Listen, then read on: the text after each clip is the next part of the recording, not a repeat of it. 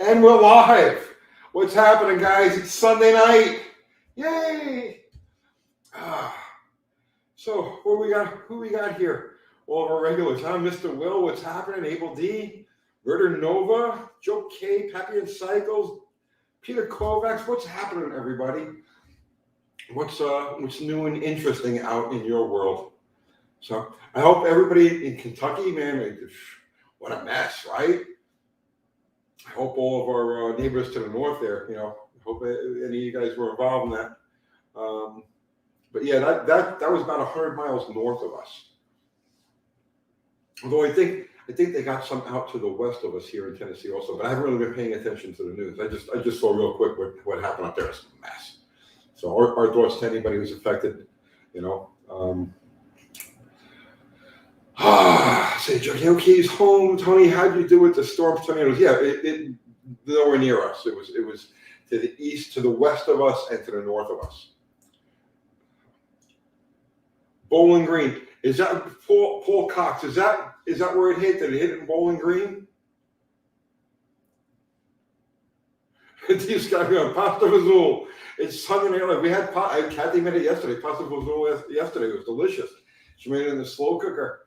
But she puts beans in it, right? And I tell her, don't put the beans in it. But she puts beans in it. I don't want beans in my freaking pasta vazol. So I end up having to take all the beans out. So that, but she likes the beans. So it's like chili too. I don't want any beans in my chili, man. I want meat and I want sauce. I don't, no beans. Leave the beans out. The beans are for other people. Hi, what's going on, Kickendale? How's the oh geez, this thing just flies right up there. The slag hammer, yeah, man, just a lot of welding. Al was there. Al was at the shop yesterday, and it's just welding and welding and welding and welding and welding. It's just endless. Let's see. Brian McBanshift, what's happening? Brian, did they get you up there? How close were those tornadoes to Bowling Green, man? You're in Bowling Green. New City Carpet, beans are healthy. Do I look like I'm concerned with being healthy? There are lots of things on this planet that are healthy, like beyond healthy, and they never eat a bean. So, I think I'll be all right.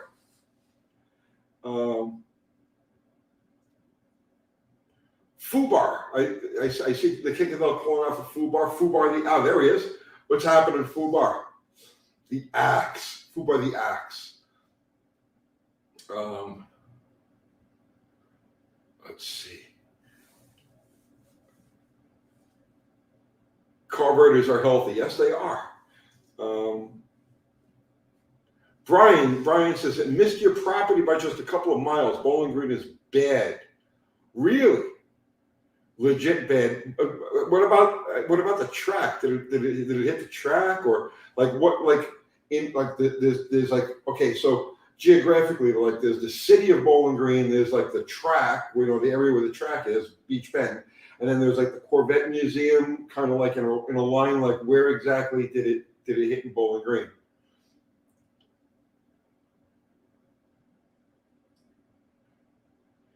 Nick Stevens, Tony, your videos are kick-ass, love watching them. Well, thank you, brother, man. I appreciate that.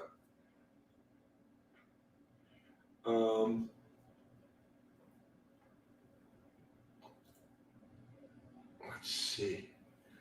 Weird Flex 1969, thank you for the super chat. Did some work to the Corvair today. Fresh paint on the heater. Oh, excuse me, heater vent. Fixed my heat from the last owner. Got my front turn signals working through the daily driver. So the 69 Corvair. Yeah, excellent choice for a daily driver, man. You can't. It's perfect. It's perfect car for a daily driver.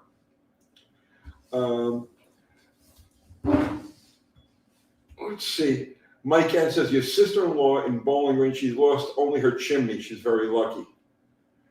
Okay. Yeah, I didn't. Like I said, I know they hit in Kentucky, but I have no idea like exactly where or what happened. I just haven't been paying attention to the news. I've been doing my thing over here. Paul Cox says it ripped the roof off of the Corvette plant and lightning caught it on fire. No fooling. What's going on, Chris Greenaway? Dakota, what's happening, Dakota?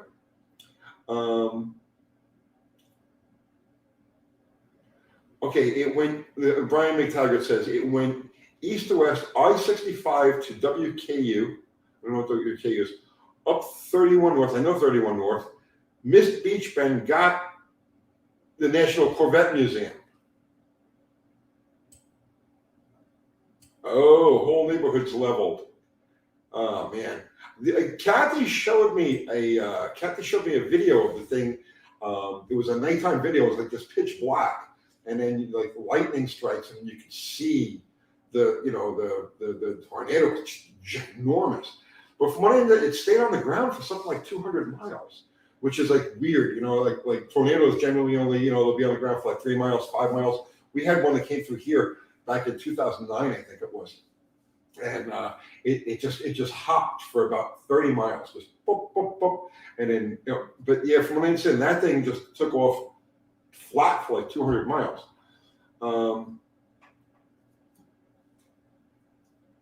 So Joe K says it went through technically 4 states.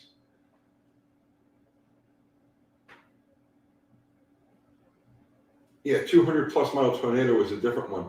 Yeah, well, like I said, this is the first time I'm catching up on the events of the world for the day. So this is all news to me.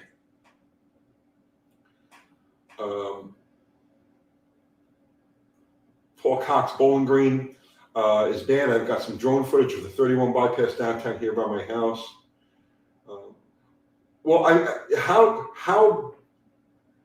How bad did it get the museum? Did it legitimately rip the roof off the museum and then set it on fire?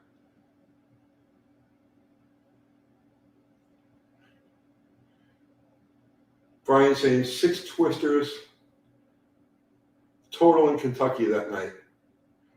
Okay, man, that's a shame.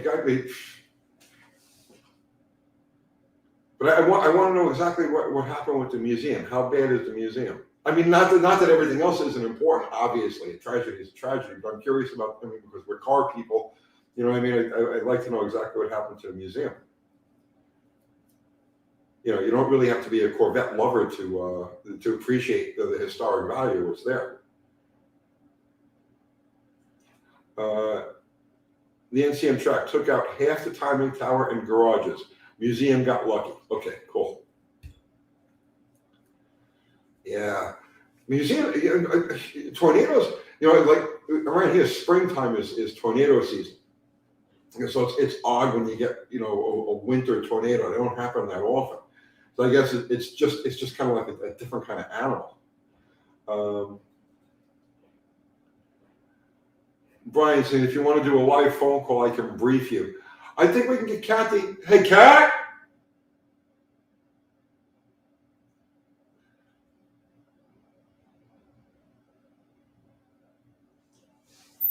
Kat, come here.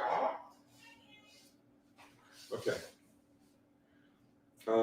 Yeah, Brian, hang on. We're going to find out if Kathy can get us on there.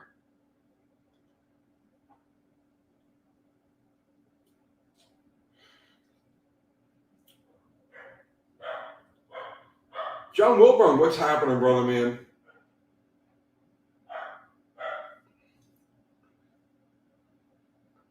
Yeah, Brian, Kathy runs the technical end of this thing, so she'll figure out how to patch you in.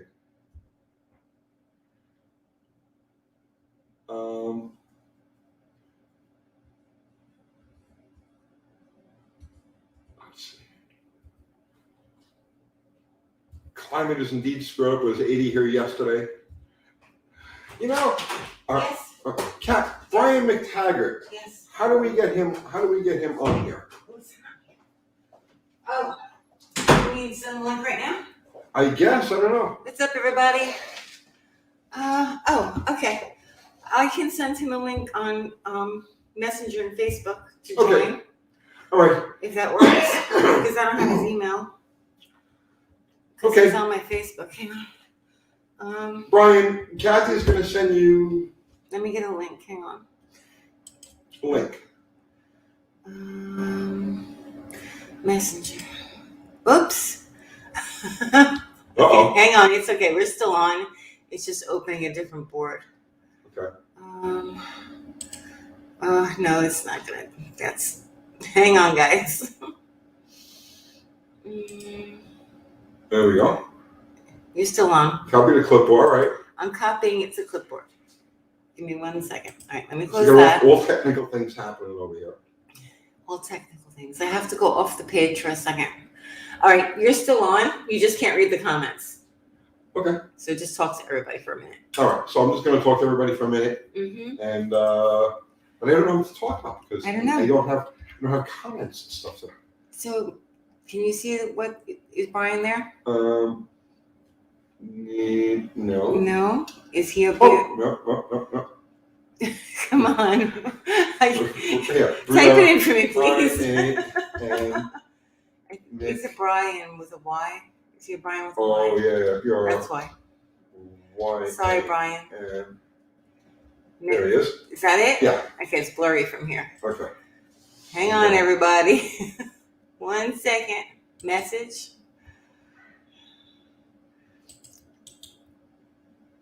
Paste. Okay. Okay. There you go, Brian. Kathy just sent you the link. All right, and we're back. There. Let's see. Insane Illusions Fabrication says there's parts of Kentucky that are completely level. Yeah, It's I so saw heartbreaking. pictures. Like I said, I mean, I this is relatively news. I mean, I knew tornadoes went through, but I had no idea it was so bad.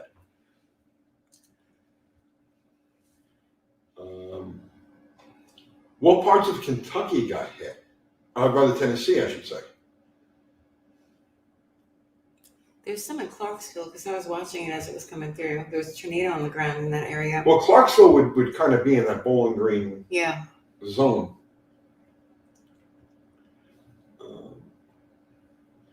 Nubs with guns. How hard is it to find a dart these days? They're out there, but you're going to pay a lot of money for them, man. The price of everything that's like just vintage type of car, classic car, the price of everything is going up. Mr. Will, well, thank you, man. I appreciate that. Thank you, Mr. Will. Have a Merry Christmas. A gift to both of you to buy something for both to enjoy. Thank you. Thank you. Mr. Will, that is the Appreciate sweetest that. thing. That's Thank really you so sweet. much. You have a Merry Christmas as well. Yes. But it's going to be here before we know it, Tony. I know, right? I know. Aren't we supposed to make like Christmas resolutions or something? That's New Year's, right? Did Right, we New discuss that already? That's right. That was really nice, Mr. Will. Yes, Mr. Will. Thank you so much. Did he get that link? I don't know. Brian, did you get the link?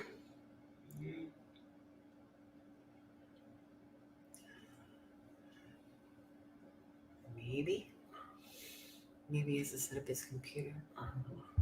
Did he know we were sending it? I don't know. He was on here, and now he's gone. Oh, he might not know that you sent it. Let's see. All right. Getting away from tornado stuff for a minute. John Radigan. I'm building a small block Chevy and I need to find a proper push rod length. What is the best way to find a proper length? Well, the best way to do it is an adjustable push rod. There's a procedure. I did a video. If you just search push rod, calculating push rod length, and we did a video probably, well, I guess 2 years ago now, but it's up on the channel, and it's a way to do it by marking the length of the push. He's kind of. Do a search on calculating push rod length. But the easiest way to do it is just use an adjustable push rod. He says just got the computer up 1 second. Okay. All right. So Brian McBangship is going to be joining us in a minute.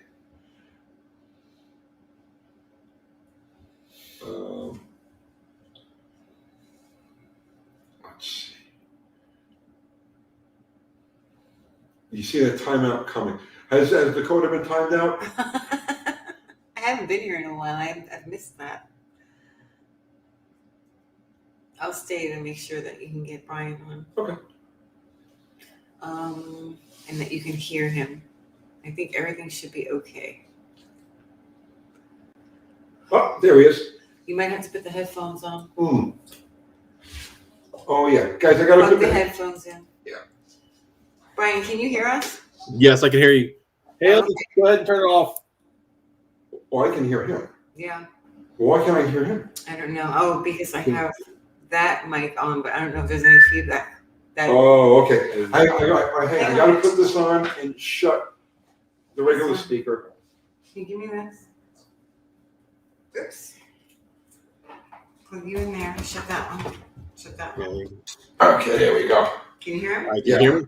Yeah, Brian, I haven't seen your sexy face in a long time, man. Have fun, guys.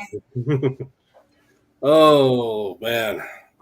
So, under circumstances, but man. So, what's the story up there? Okay, so what happened was Friday night we had the storms roll through. I believe I've kind of lost track of time. I'm still gathering bearings. Basically, what happened is right about 6 o'clock Friday night, a storm system went through, and it was the perfect storm combination, which was a lot of warm, wet weather coming up from the south around the Gulf of Mexico, Texas line. And it met a very heavy cold front that came from Canada. That is a classic recipe for tornadoes anywhere you go. Okay. And what it did was it started batching tornadoes around the southern Missouri, northern Arkansas area.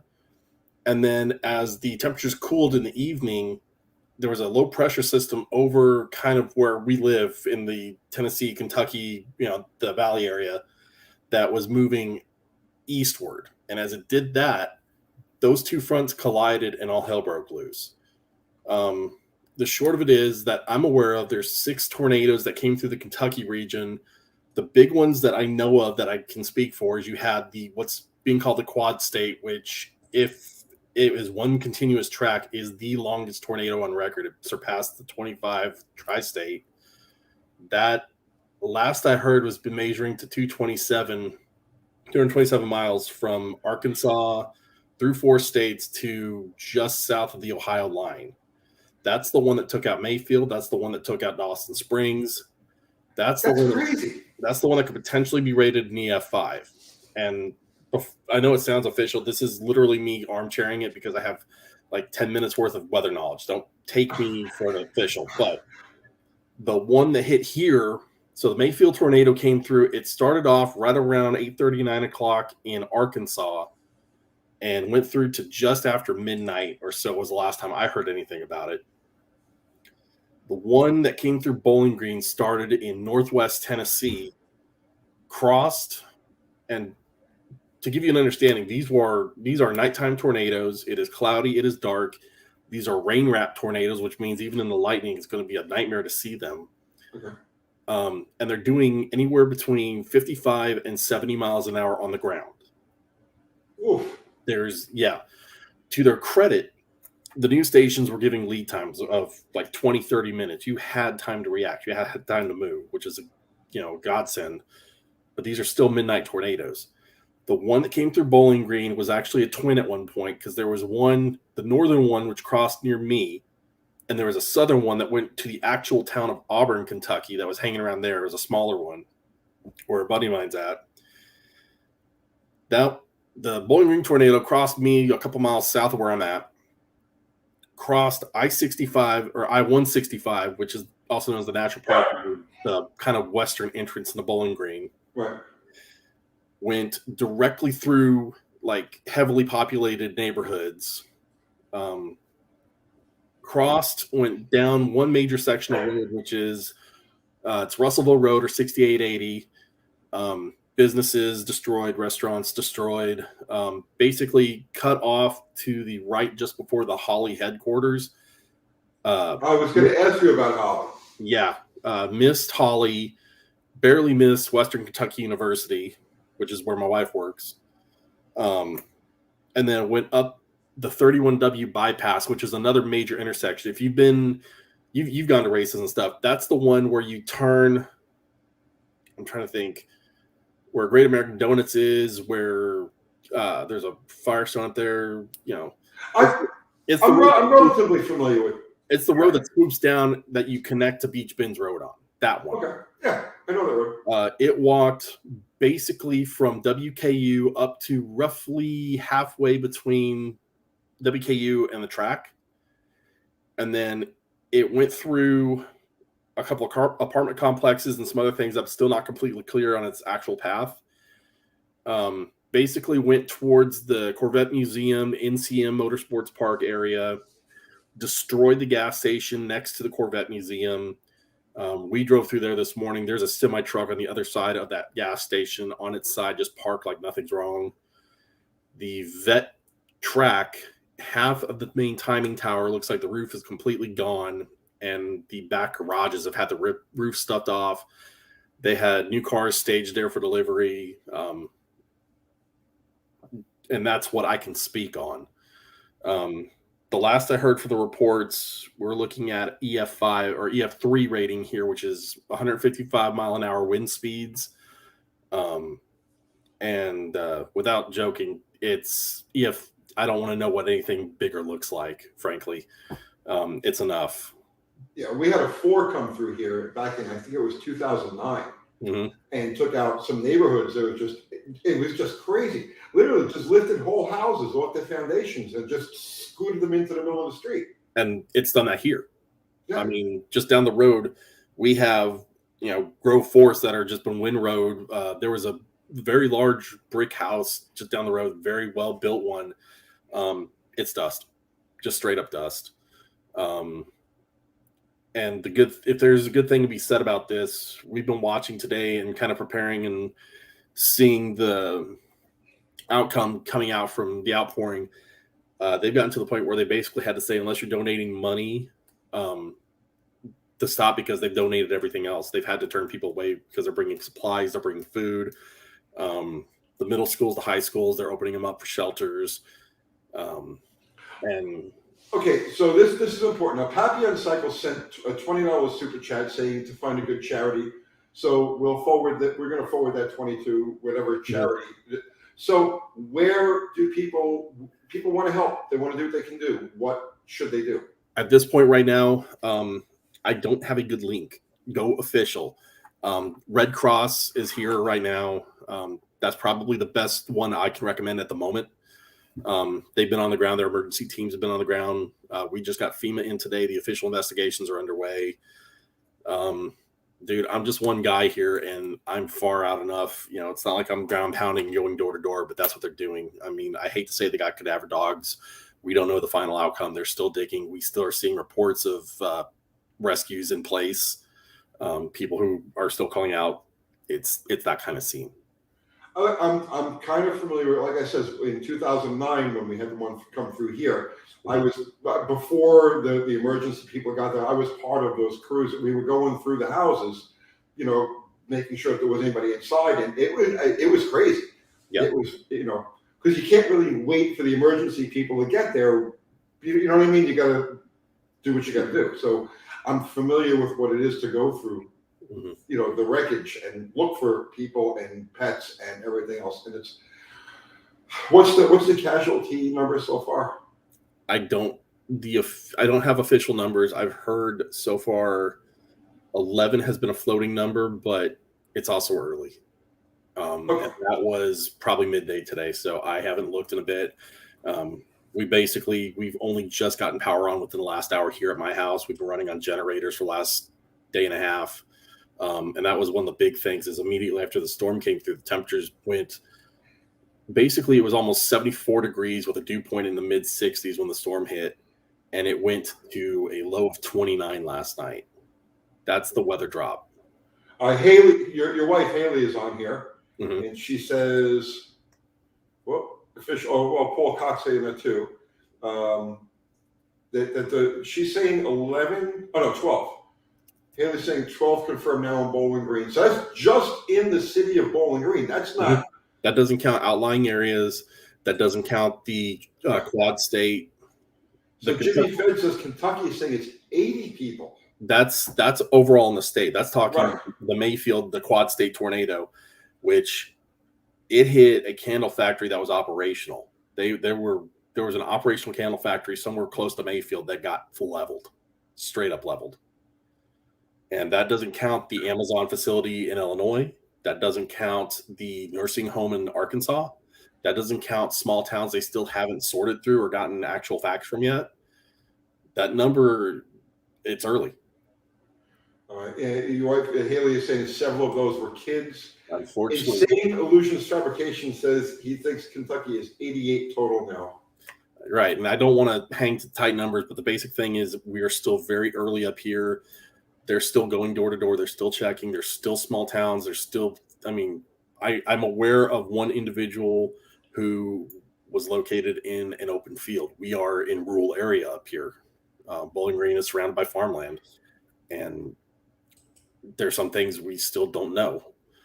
And again, it's going to take time with these kinds of storms and these kinds of events. The response time is an immediate, rush, get everything done. And after that, you kind of have to take stock afterwards. Right now, the big thing is rescue, recovery, and emergency care and providing services to those who need it. So, okay, so Chris Greenaway is saying the night shift at the candle factory wiped out 50. I believe 30 got out. Right. So is that all part of the total cash? That's the thing. It's so early. There's like all kinds of numbers and speculation and so on and so forth. It is early, and I'll warn everybody now who's watching. Unless you're getting them from the official source, which at this point will be the state of Kentucky, Governor Beshear, any of those, excuse me, or if you're getting them from a FEMA source or anything like that, just understand that you're seeing a vision right now. We don't have totals. We don't have confirmations. Right. They're still surveying the tornado drag tracks and seeing just what actually did anything where. To answer Wendy's question, I don't know if Derek was down here or not. I know he's down in the Tennessee area. I'm not 100% where. Well, he's 40 miles south of us here Okay. in Murfreesboro. So yeah, no, I'm sure he's where he is. Because everything was north of us. We're in Murfreesboro, which is 25 miles south of Nashville, and all of this happened up in the Clarksville and northern area. So Bowling Green, where you are right now, okay, it's exactly 100 miles from my driveway to the entrance to the drag strip.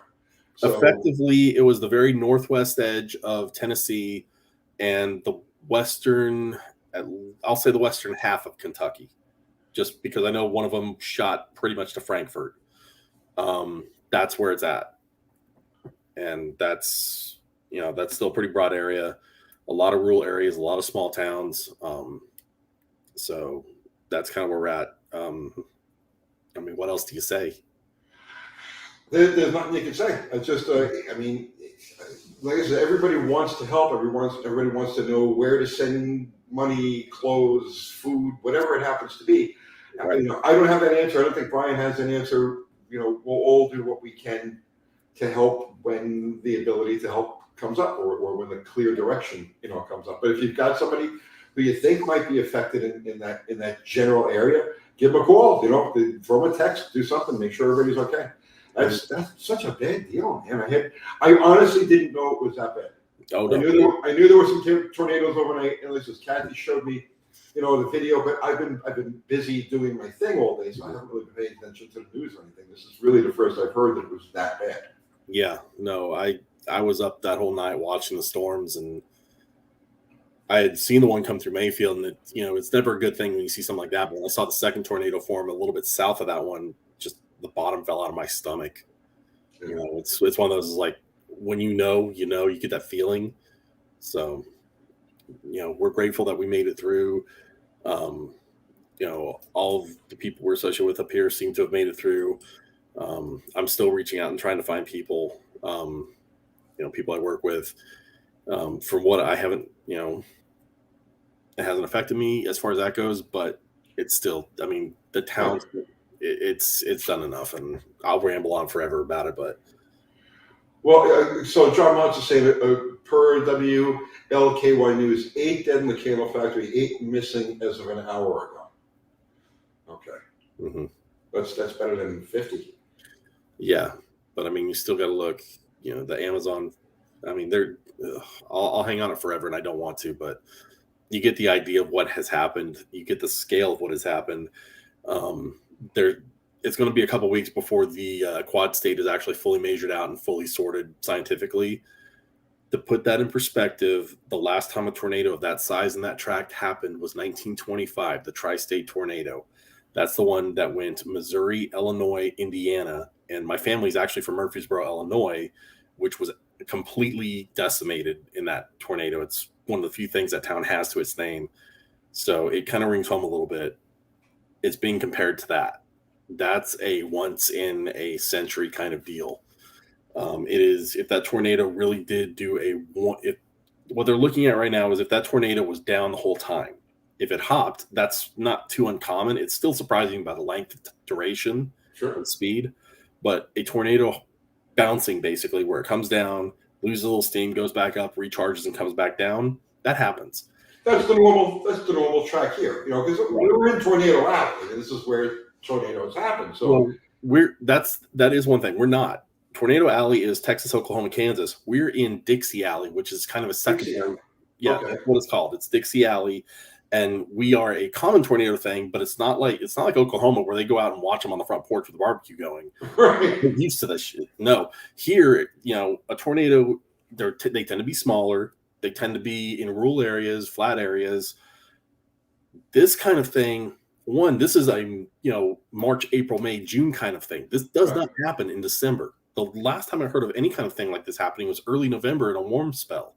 December this late is really strange. The weather. We did have an unusually warm couple of days. We have, and we've had that weird roller coaster effect out here too, where we'll have a few cold days, and then we get a few really warm days, and do that. Mm-hmm. That's been kind of off as well. So, every ounce of this has been a little bit weird, a little bit. Nobody could have predicted this. We're lucky that we had. The kind of forewarning we had. This wasn't a shot in the dark at night. We knew the weather was unstable well ahead in advance. We knew a line of storms was coming through well in advance. But if you look at the radar tracks from that night, there was a solid line of storms that went from where the very bottom of Texas meets Mexico all the way up into the middle of Ontario, and it was a solid line.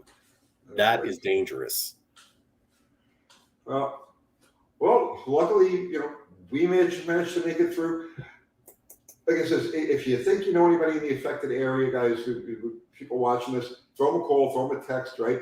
And I mean, we're not an official source of either news or any sort of like relief effort or anything like that. So I mean, there's really not much you can say or do. But if you can do something for these people, mm-hmm. Please do. And Brian, if there's anything you think that we could do collectively, let me know, and of course, whatever resources we have are absolutely. Like I said, right now the Red Cross is the main group on the ground as far as aid relief goes.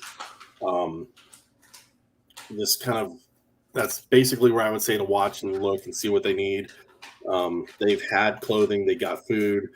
There's been a huge outpouring in the community as far as that goes. So right now they're calling basically at this point monetary donations because that's the only thing they're hurting on. Everybody else the community has really bonded together in this and have come together and helped and supported them. So, well, the thing with something like this is that, people tend to focus on the casualty numbers. So, 80 people, 100 people dead, but that's the tip of the iceberg, because for every one fatality you've got 1,000 people that are displaced, or, their roof is gone, their car is gone, they're flooding, all of these things that come as a result of this. So it's a lot bigger than just the fatality numbers or just the casualty numbers. There's a lot of people. There's a lot of people whose lives have been disrupted. A lot of towns and little small cities. There are whole neighborhoods and towns that are displaced now. So yeah. So I guess anything we can do. Yep. So, Brian, on to other stuff. I haven't talked to you in, I don't know, ages, right?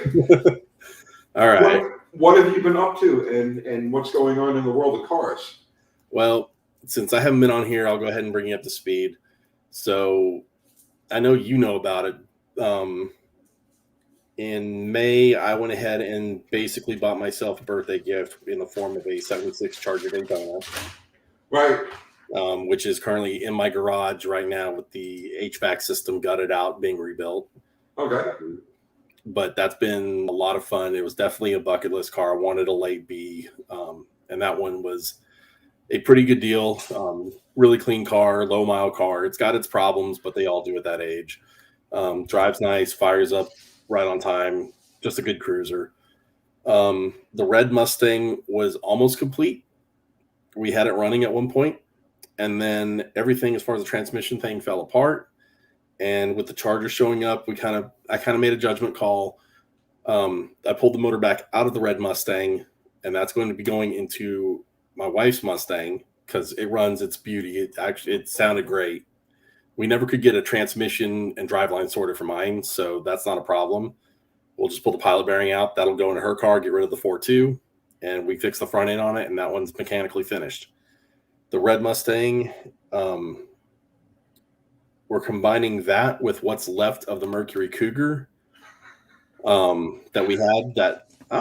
Dan's up. Yeah. Yeah. See, now I didn't know you were currently incarcerated. What'd they finally get you for? No. Just because my room's lit like a jail cell doesn't mean. But yeah, the red Mustang, it's basically done. The Cougar got totaled. Some guy brake checked my buddy. I sold it to Chris, my buddy up here. His son was driving it, and he got brake checked, and the front end went under an S10. It still runs, still drives, but the car was never good anyways, but it's physically just gone. So we're going to pull the engine, sell the engine with red Mustang to a guy who's practically begging for it, give it a good home. And I'm going to take the transmission out of that Cougar, put it behind my wife's car so it has overdrive, and it's really interstate drivable this time instead of that last trip I took down to Ratty Muscle Cars. 60 miles an hour on the interstate sucks. So we'll go ahead and give it an AOD. And then from there, I'm basically focusing on the Charger from this point forward. Have you done anything with YouTube lately? I have not. And there's a reason for that. We have been stocking footage because there is another late B on the property. And I have been very quiet about this one. But I may as well just go ahead and reveal it here. About when did we pick that thing up? Either late September or early October. We purchased a 76 Plymouth Fury Sport, the two-door. Okay. We found one rotting behind a shop in Bowling Green. It was a grandpa car. It has like 88,000 miles on it. Looked like it'd been well kept until about 2000, and then they just let it go. So the body's mostly there, the usual rust spots, but it's not horrible. The interior is really decent. The shop had pulled the engine. They were going to stick it in a Satellite or a Challenger or something. Even they couldn't get that story straight. But they pulled the engine and trans out and then stopped. So I bought the car, and then I went 2 days later and picked up the running gear. So the engine and trans, everything's back in the car. We were building that for the King of the Heap race they have out here at NCM during the winter. Okay. And then that was going to be the replacement for the Cougar once we were done. As of right now, we have the engine in, bolted. We have it spinning, but it refuses to fire for anybody. We're sorting that out. And we have collapsed rear suspension, which is probably a set of shocks away from at least being half okay. But it's another, it's a car that nobody loved that is getting some love. But we at least wanted to go, it's what's the one thing you always saw those cars do if nothing else, whether it was in the Junk Man or every cop movie you ever saw. Those things were built to get the shit kicked out of them. I couldn't resist. So that's good. But you gotta print up a Brian McBagshift scorecard so people keep track of all of the different. But you gotta get to making content again, man. And then there's one other thing, which is Angry Grandpa is gone. Oh, really? We made a judgment call late December last year, and it got to the point where it wasn't going to get any faster without me dumping a big amount of money into it. It was a good car, but it just didn't. It got to the point where it didn't do anything. So we moved that on to a kid his car had been wrecked, and he wanted to replace it with another good one. I've never seen. Over enthused to get the car. He knew about it, and we have a hybrid now. We bought a late model Chevy Volt. And as a car, as an appliance, it does exactly as promised, which is all I could ask of it. So I'll be nice about it. It does exactly what it does, which is I didn't use a drop of gas between like March and September. There you go. And then, Just don't charge it too close to your house, man, because those things just go up in flames on their own. well, that's the reason why we run the cord from the shop, and it's parked in the boonies. There you go. Well, I was going to set fire to the woods behind your house and start a whole nother natural disaster in Bowling Green. I mean, you don't want to be responsible for that, man. Yep. But the other side of the coin is that I've been working for Holley now. I started with them last year, and I'm their technical writer for their Motor Life blog too. So this last year, especially since September, we have been busy with the big events that have come through.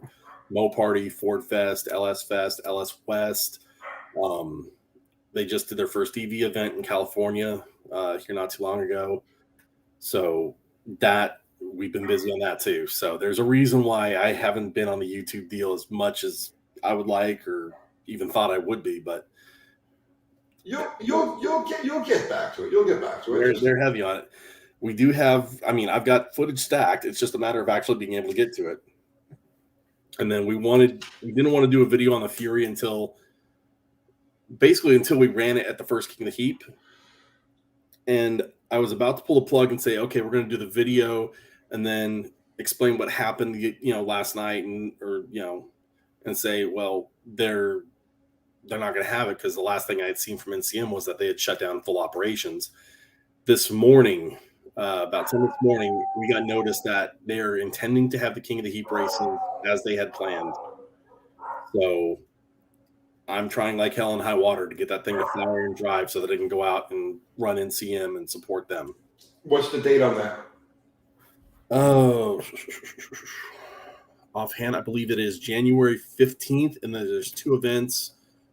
January 15th is the first one, and then it is February 5th and March 5th. I'll have to dig that up and make sure that's complete. And what do those events consist of? Okay, so King of the Heap is a wintertime activity. It's $1,000 budget cars. It's a spec tire, which is the Uniroyal Tiger Paw, since the track's sponsored by Michelin. It kind of works out that way. Okay. And over the years, it has been a multidiscipline event. Currently, it is road course time and autocross because they've built up over the years. They used to have other events like a drag race, which and the rally cross, which was a lot of fun until it started raining and it turned into a swamp. I can imagine. That was fun. That was a lot of fun. But I've had a ball. I've been there every year except last year because obviously last year was its own circus. But I have blown up a Z28 Corvette out there. I drove the most decrepit Cadillac limousine you've ever seen out there. We dragged a $600 Mercury out of some dude's backyard in Indiana and beat the shit out of it there. I've driven a Contour SVT that had 60% of its body panels cut off in 10-degree weather because I'm clinically insane for some reason. It's a ball of fun. I gotta get up there. You got so many. Seriously, you got so many things going on, and it's hard for me to get away. You know the deal. Yep. It's hard. It's just hard for me to get up there. But so, Brian, I'm gonna let you go. You still working for Bang Shift? Yes, I am. Okay, so the bangshift.com. You guys, bangshift.com. Yep. And you're gonna get back on your channel soon. We're hoping to. The next video that I'm planning is the Fury video, one way or the other, however that goes. We'll do the next one. And then footage content on the Chargers. I get to these projects and get those going. I have those going as well. I just want them to be full, complete videos and not just, 10-minute updates. I want those to be, fairly thorough and explanatory. Right. Or at least in the case of the Fury, you can actually see a car come to life and do something besides sit in my front yard. That's not fun for anybody. We got to get you back on here with like trivia, man. You remember that we used to do shows here where you would just like rattle off stuff. People love that. We got to get you back on here soon for that. Yeah, we got to do that. We definitely have to do that. What I need to do is I got to get you and Steve Magnanti together. That's happened, actually. Me and Steve have met before. Have you? Yeah, we met a couple years back in Woodward. Okay. And I'm pretty sure my wife left with a headache afterwards, but yeah, me and him hit it off pretty well. That's what happens. He comes on like once a month, and we go, and it's just like the time flies. Just stuff flies out of his head, and it's like, we got to get you in on the next Steve Fest, and I'm just going to sit back and watch you two go like this. We have to do that. Brian, I'm going to pull a plug on you, brother, man. Not a problem. Good seeing you. Stay in touch, and good luck to everybody out there. If there's any, you got my number. If there's anything I can do personally, please feel free. You know what I'm saying? Absolutely. All right, brother, man. All right, everybody, take care. Tony, have a good one, man. All right, so that was the update from Bowling Green, Brian McBang shift. And Haley, thank you for jumping in there too. Haley is his wife. And all right, so let's get back to cars. Let's talk cars, because now I'm all like national tragedy, natural disaster. So let's see. We got Brian, the roving reporter. Let's see.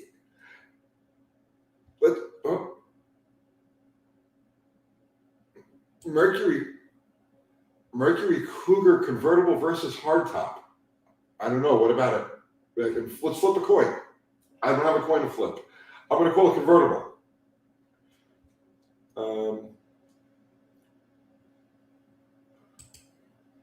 Let's see. What's your favorite car UTG? I don't have one, man. It changes from day to day, from hour to hour, from minute to minute.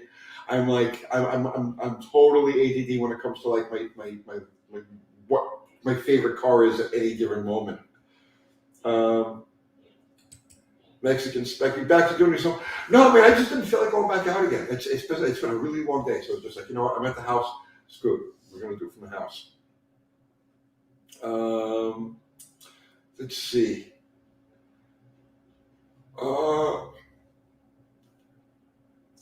What's the old story? No statute of limitations on that. Let's see.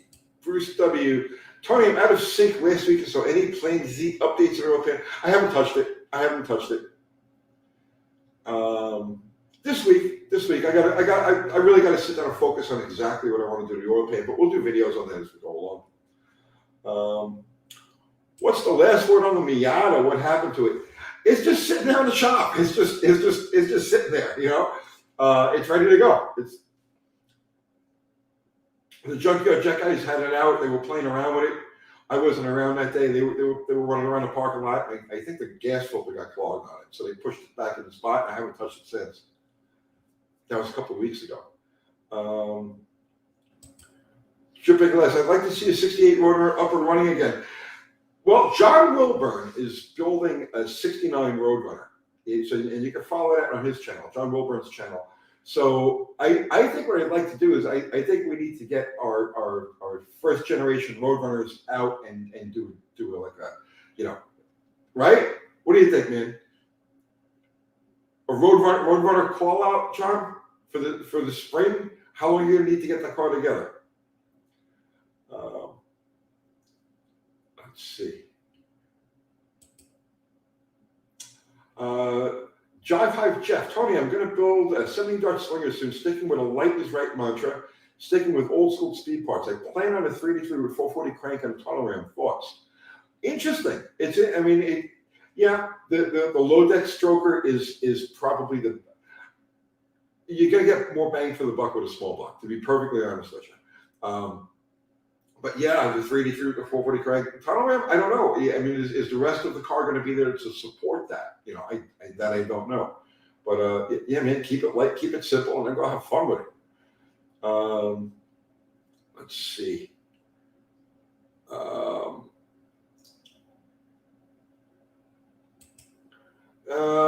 Tony, I like you said, white 67 Belvedere. Is there any way to convert that to a two-door? I'm not going to.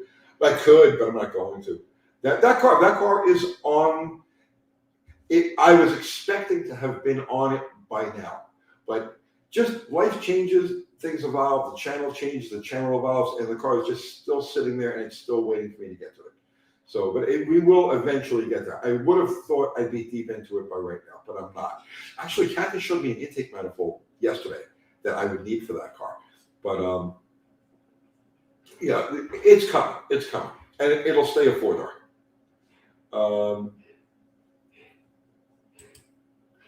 Douglas Fowler, ever notice whatever date you set to finish something, it exponentially becomes 2 years? Well, like I said, I say it over and over again, right? The problem is people are spoiled by the TV builds, right? So if you follow, and I'm not going to name any particular one, it doesn't make any difference, but if you follow any of the TV show builds, everything looks like it happens very smoothly, and it's like they put the car together and then they sort it out and it's all done, and it's done in like 2 episodes or 2 installments, 3 installments. So it appears that it's all done in a very short period of time, or a reasonable period of time. But in reality, there are literally years that from the time of one of these TV show projects is started to the time it's, and I don't want to say completed, but to the time it's updated, like its next installment, could be a year or 2 difference, but you don't realize that because it's all shot in sequence. You know what I mean? So in YouTube, we have a different reality because we post stuff all the time. We post stuff every day. And our timeline is a lot more realistic, a lot more close to like your timeline. So it's like, yeah, things don't get done in a week or a month. You know what I mean? It takes time and it evolves.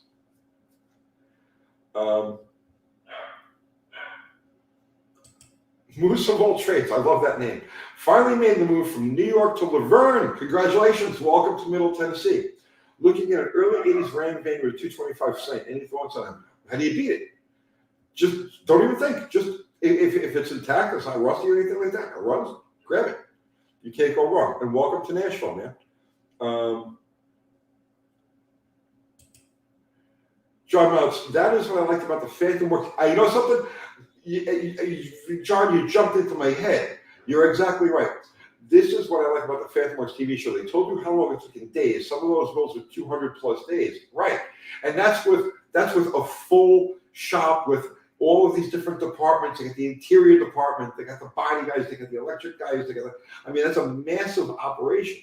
And yeah, 200 days. Try again. Some of those were 300 and 400 days. But yeah, exactly. And then you got these poor shitheads like us on YouTube. Sure, you know what I mean? It's just like, it just doesn't work that way. People want to expect instant miracles, you know? Make that thing go. Oh, if it was that easy. Mopar, what's happening now? That's Al Castillo. We built Sledgehammer in 2 episodes, right? It takes a lot of time to do these builds. Al and I worked on that car for about 4 hours, 5 hours. Was it yesterday or the day before yesterday? We were on that thing for 4 or 5 hours, and we never left this section of the car that was this big because it all takes time, and you can't make a video out of that. Just like that's the other thing too. It's like, well, show us what you're doing. What you're going to see us like just looking back and forth at each other, saying, "Try this, try this, try this, try this." And there's nothing to really, you know what I mean? Here, okay, you do this, I'll do this. Bang, bang, push, and it's like there's really nothing to like. You can't make content out of that. It's just dead time.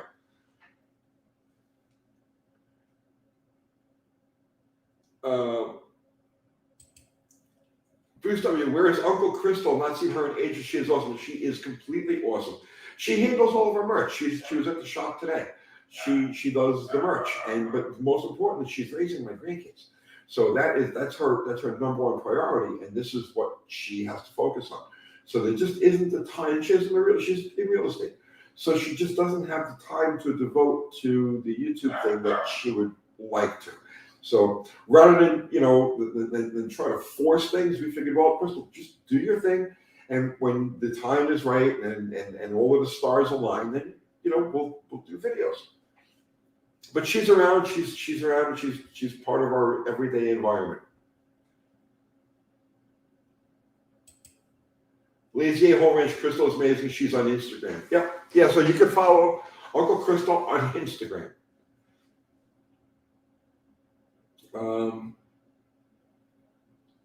Let's see. Oh, what happened here? Did we freeze? Okay. Jason Tower, the real world stuff takes time with the very basic tools. Yes. Gabriel DeMarco, hey Tony, you take your charger out for some exercise sometimes. I took it for a romp through the neighborhood, I don't know, last week, I guess it was. But it's going to the shop because it's one of the things that's on the list of things to do. So right now, I've got to get the boat running. I want the boat in the water for Christmas morning. That's for the kids. It's on my boat. I'm giving it to my kid and the grandkids.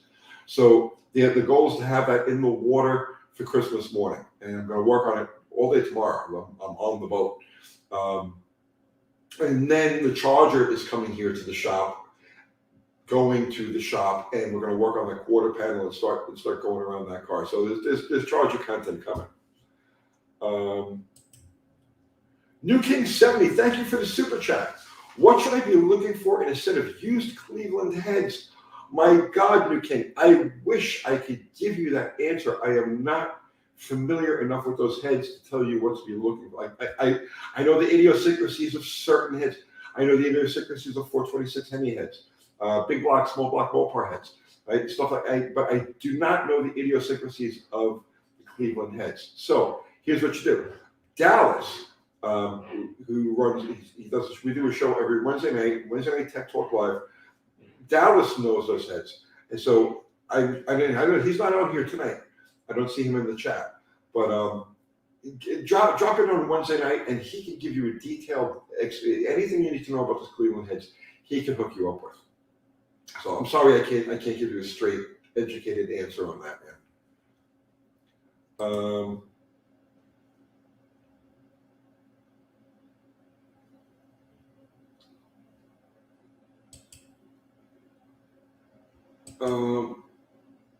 Tony, did you try to start the boat yet? No, I moved it.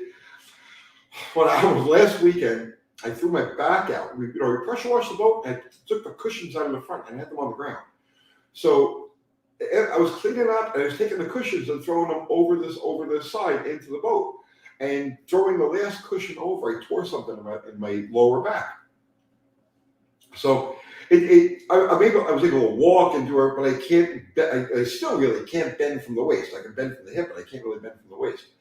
So I have not been able to maneuver in and out of the boat. I know you guys saw me jumping on a trampoline the other day, but I was literally just jumping straight up and down. I could do that just fine, but I can't bend at the waist, and climbing over things is hard.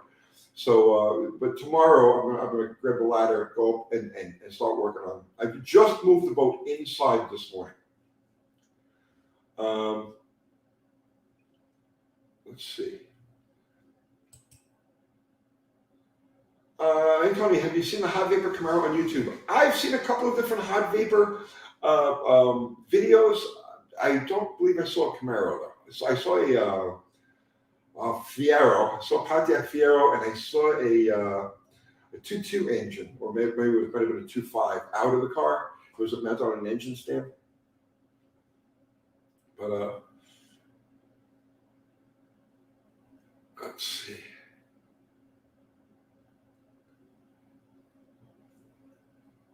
Let's see. Kickadell. Tony, is that about a 2-stroke upward? No, it's a 4.3. It's a Chevy 4. No, did I say 4.3? It's a 3.0. It's a Merc Cruiser 3.0, which is the old 153 4-cylinder Nova motor from 1962.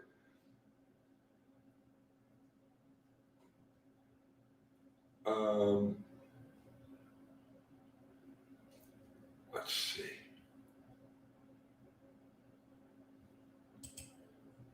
Doug Rutley.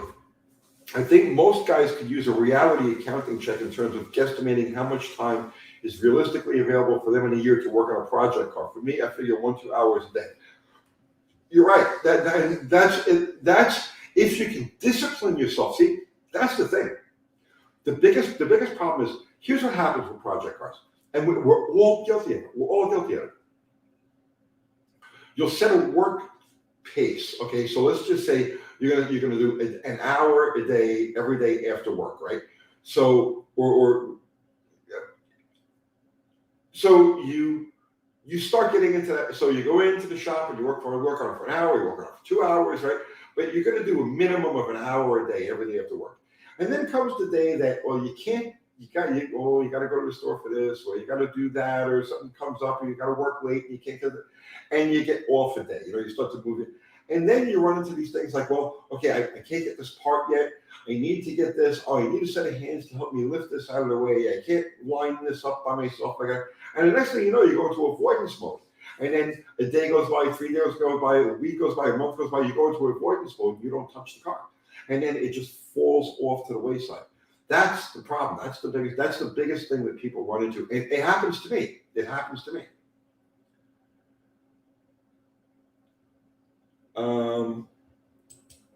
Let's see. Dakota. Tony, did you see the John feature film I starred in? No.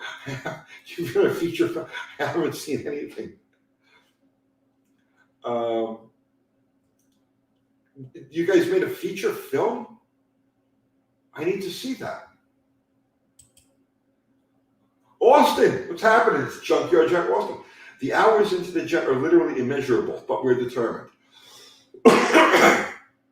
I mean, there's 3 guys building a relatively simple car, and really, you can't. I mean, if you had to add up the man hours that were involved in that build, because you got 3 guys working on this thing now. They're on for like 5 months or 6 months. They're into it now.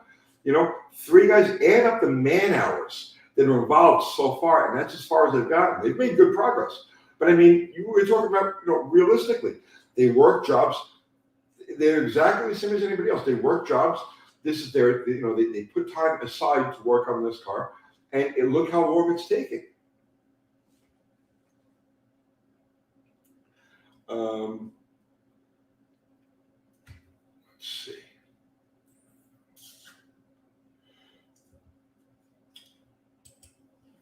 Michael, I usually get going at a frenetic pace for a week or so and then hit a roadblock of one sort or another and then fall off well before getting back on track. Bro, that happens to all of us. And a lot of times you'll get just bit by frustration, and it's just like, I gotta walk away from this thing. I gotta do something else. Which is normal because a perfect example is Bottle Rocket. I love that car. But that car is a problem child. Every time I turn around, it bites me in one way or another. So what do you do now? Do you keep battling the car and then turn it into like a chore or something that you don't enjoy? Or you say, okay, you know what? Here, you go off to the side for a while. I'll do something else, and then I'll come back, and we're going to reestablish our relationship and go from scratch, go. So you have to have that mentality where you're flexible. If you keep beating your head against the wall, remember, this isn't a job. You know what I mean? It's not supposed to be a job. It's not supposed to be something it's supposed to be something you enjoy. You know what I mean? So if you're involved in a project and you keep running into roadblocks, and it's like you get, you know what I mean? Where's the joy in that? You know what I'm saying? So you put it on the side. You say, okay, fine. I need to recharge my batteries before I get back to you. But I'll come back and I'm going to beat you. And that's how it works. And you just,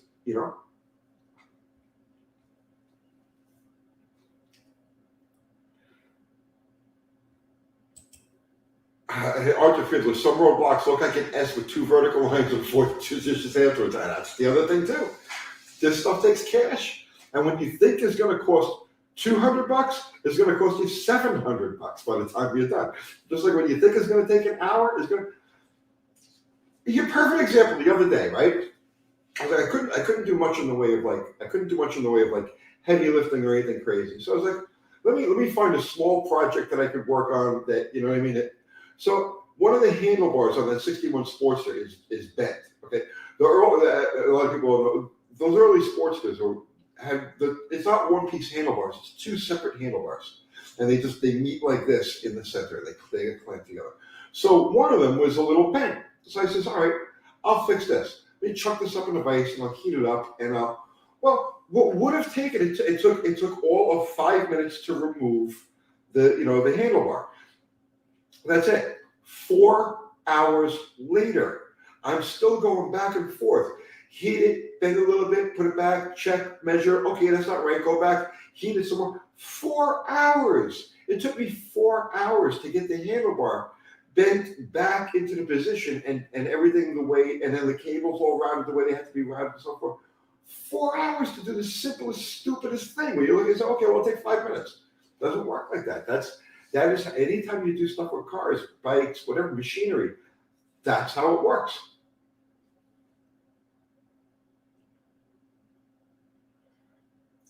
Um,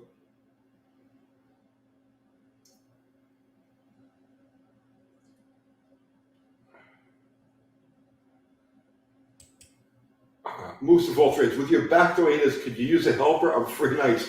No, my back is okay. I'm used to working in pain. It's you know what I mean? I don't let anything stop me. It slows me down a little bit, but I don't let anything stop me. You know, I keep moving forward. But I appreciate the thoughts though.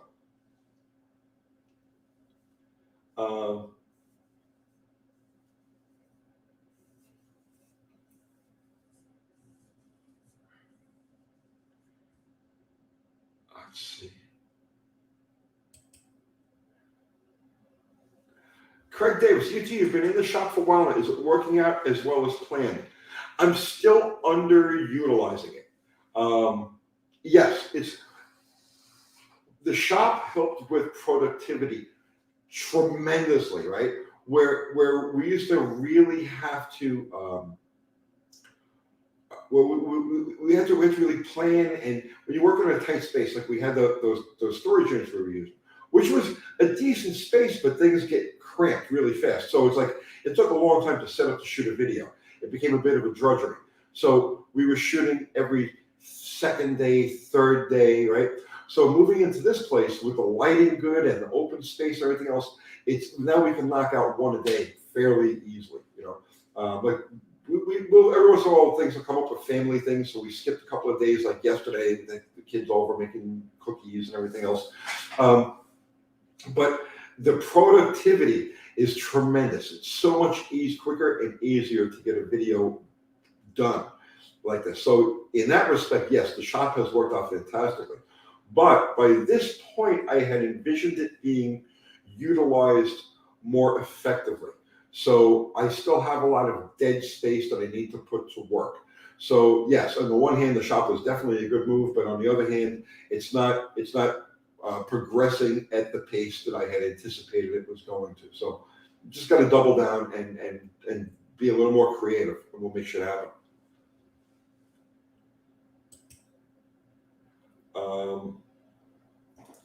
Doug Rowley, I dig the Junkyard Jet team. It's so cool watching threes get into the hobby at a deeper level than previously. To the JJ team, keep it up. I don't want it to go to their heads. So okay. I love having those guys around. All of them are so dedicated to the job that they're trying to do. Look, I've had a lot of people come and go in and out of my world, right? And on this channel, I've had a lot of people come and go, right? And they don't last. They don't last because I have a very rigid work ethic. Okay, I have a very, and most people don't, right? They just want to be on YouTube, or they just want to be known, or they just want, and that doesn't work. That doesn't work for me. You know, if you have a legitimate work ethic, if you're legitimately dedicated to the task, whatever it happens to be, then we're on the same page, right? And the Junkyard Jet guys, and Al is another one, Al Castillo, they're all very dedicated to the job that they're doing. And to me, having people like that, being surrounded by people like that, is great. You know, see, they're not saying, okay, well, let's just hurry up and get this done, and let's go drink beer, right? You know, no, it's nothing like that. You know, these guys are like, they show up and they're like, come on, let's get this part of it done, right? And that kind of productive energy is very motivating, you know. So the Junkyard Jet guys and Al, you have no idea how much I appreciate their presence. You know, they truly do contribute to what we're doing on this channel and everything. So, you know, and hopefully we find more guys like that.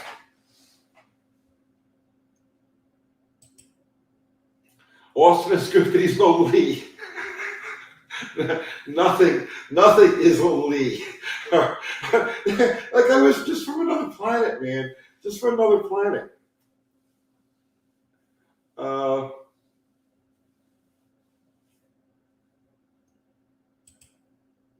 Whatever happened to the Jeep channel? I had a couple of people who nice people. They seemed to be very into it. We shot a couple of test videos. It seemed to go well, but I guess it wasn't their cup of tea, and they just, see, I don't chase people. You know what I mean? It's like if you want to do something, if you legitimately want to be part of something, right? Do it. I don't. Once you introduce yourself and say yes, I want to make something happen. I don't chase you from that point. Now you're on your own motivation list, and they shot a couple of test videos, and it seemed to go well, and everybody seemed to be into it, and then they just kind of like disappeared. They just fell off the map. So I'm like, okay, I'm not gonna push. I'm not gonna try to force somebody to do something or cajole somebody into doing something that they're not motivated to do. So that just went away. I'm still definitely open to doing a Jeep channel. I messaged somebody today actually about a motorcycle channel they'd like to do. So we'll see what happens with that.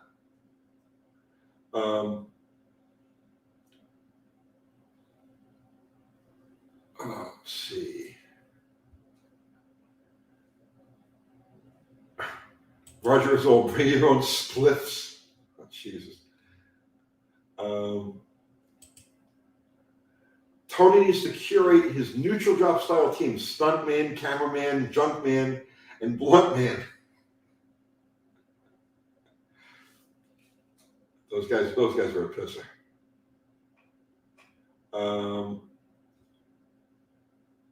I gotta scroll back up here for a second.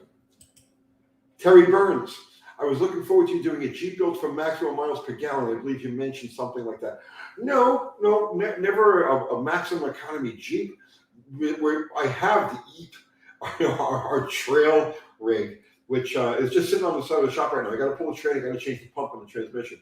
But other than that, it's really ready to go. I'm catching up on other things right now, and I'll get to that fairly soon. But yeah, we definitely is absolutely more Jeep shit coming on this channel, just not today.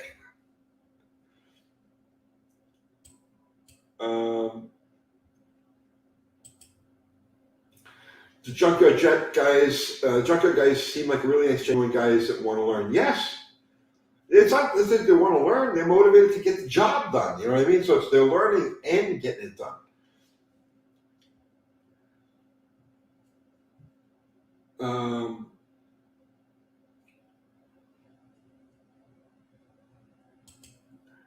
Evan C., what was the final word on the turbo slant?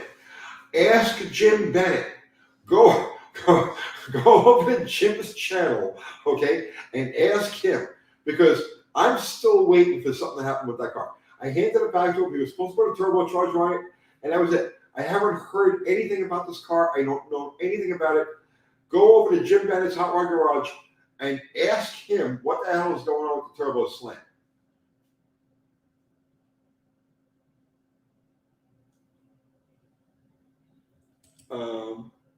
Edwin Case, hey Tony, watched your meet and greet last summer. It was like over 3 hours long, and I really enjoyed it. Maybe one day when I'm finished my 63 Sport Fury, I'll head out the way if you have another one. We are going to have another one. I have to have somebody organize it for me because I have so many things going on. We will have another one at some point, and we'll let you know. We were going to have one back in October, and there were too many people, right? We can't do it at the shop. We can't do another meet and greet at the shop because this. I'm in a working, industrial zone subdivision thing. So there are other businesses, and even on weekends, like there's lawn guys and stuff like that have to get to and from their businesses. And where my shop is at the very entrance to this thing. So if I do a meet and greet type of thing, and it's more than just 30 or 40 cars show up, it's no good. It just blocks up the whole lot. So when we had planned to do the one in October, we got deluged, like hundreds of people, and I was like, no, and then my landlord was like, this is no good, right? So we put the kibosh on that, and we have to find a location that we can have something at. So, but we'll get there.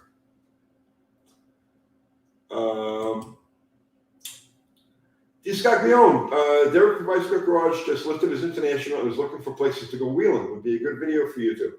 Yeah, I mean, Derek's got my number. He can call me anytime. We can get together. New City Carpet, thank you, man.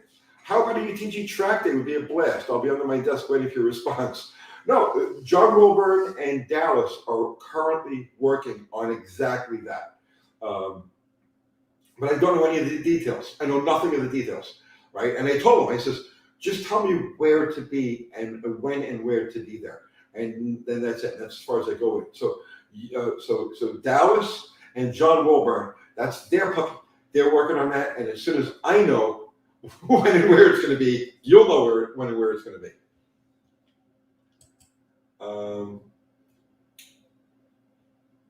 Let's see, Dakota, Tony, this guy named Michael Michael Venazzi is waiting to get in touch with you, wanting to get in touch with you. He's got a Camaro. He done his homemade gas vapor setup. I told him to message you on Facebook. I'll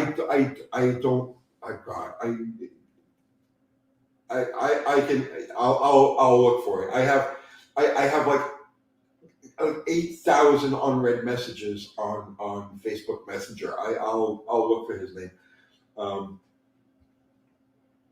But honestly, unless Michael Venazzi happens to be within like 20 or 30 miles of Nashville, there's nothing I can do with it. You know what I mean? There's nothing I can do with it. So, you know.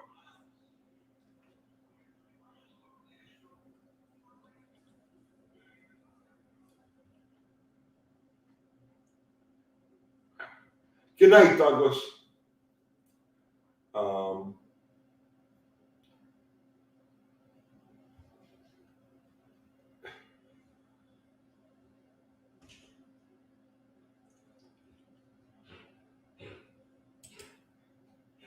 Will Pigeon, when are you coming up here to visit New York? How long has it been? Never. Never, ever am I going to visit New York. The last time I was in New York, I had to clean up after a very bad incident. That's my last time there. And now you can't go anywhere in New York unless you got the thing, right? Yeah, no. Thanks. I'll stay away. And you gotta wear freaking masks in New York. They're still wearing masks in New York. What's up with that? Oh God.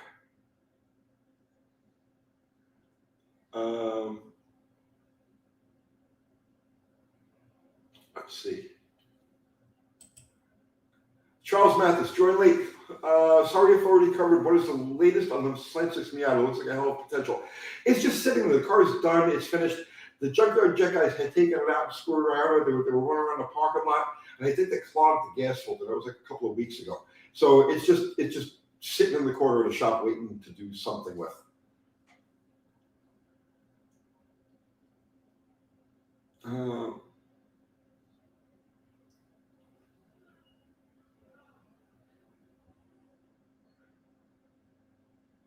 Let's see.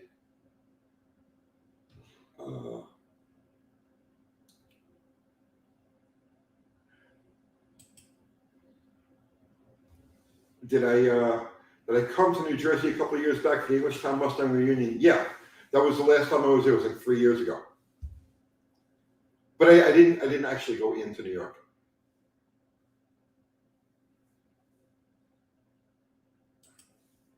They're still wearing masks in New York. Wait, you mean people are living their lives without wearing the masks? Yeah.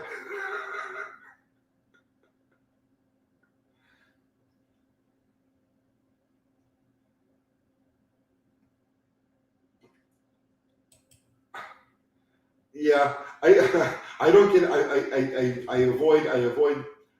I avoid political labels, so I'm not going to read that. But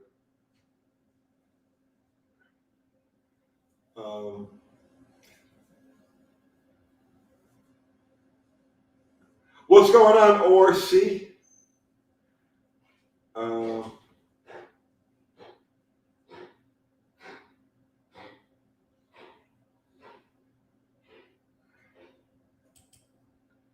Mexican Steak, it has become normal to wear a mask in the stores, so it just is. I never wore one. I mean, literally, I wore a mask one time, and it was before the mask thing got started, and I did it on a video, and I was trolling right? The whole thing. And that was in January, because I had just gotten over the Rona. That was in January of 2 years ago, right, when the whole thing got started. And I was one of the people that had it before everybody else did. It went through here. It went through the Middle Tennessee area in December and January of 2019, 2020. And it didn't become like an official thing until March of 2020. So I wore a mask, trolling the idea of wearing masks on a video in January of 2020. But I never ever wore one once. It just, I refused to do it.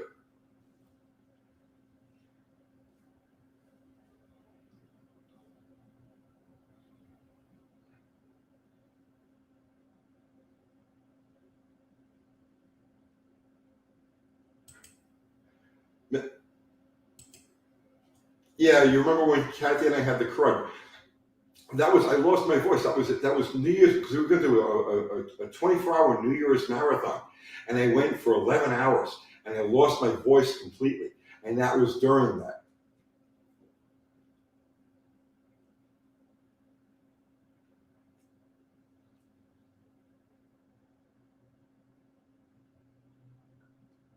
How about a hazmat suit? Well, that's what they're going to have you wearing, like a hazmat suit and scuba gear, right? Everybody's going to have their own scuba gear to go into stores.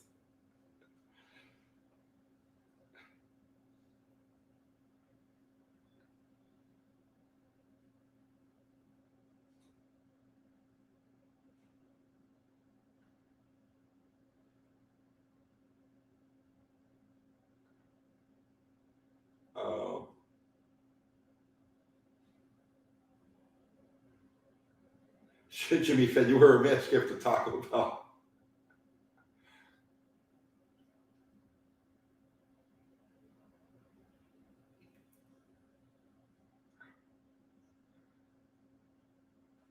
What was this now? This guy going, if I pass by Sleepy Hollow, stop by the cemetery where Walter Chrysler is buried and give him your regards. Yeah, thank you. But we can even, let's have a live seance, and let's bring Walter, let's see if we can get Walter Chrysler to join us on a live. Wouldn't that be a fun? A kick.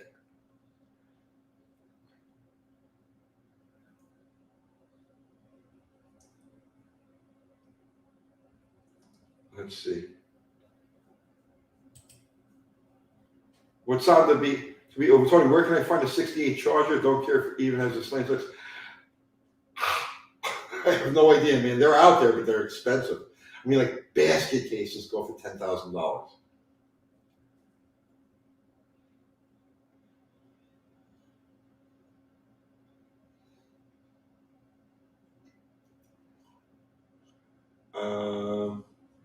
Let's see. Good night, Discaglione.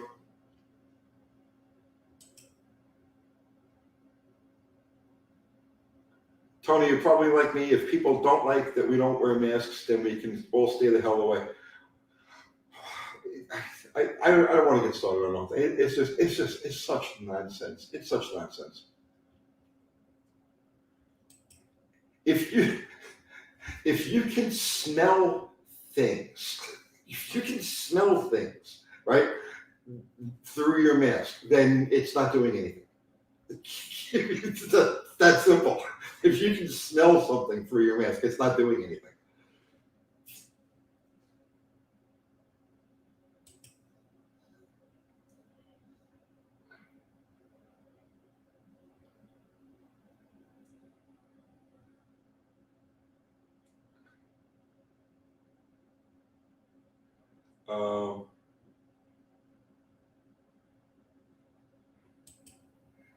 That's a start. I'm laying here with the Rona now. I still have no plans for it. It's a bitch. I mean, Kathy had it. I had it. It is no joke. I mean, there's no question about it. And there's no, it's a good one, right? It was the sickest I've been in a long time. But it's a really bad flu. Unless right? I don't want to.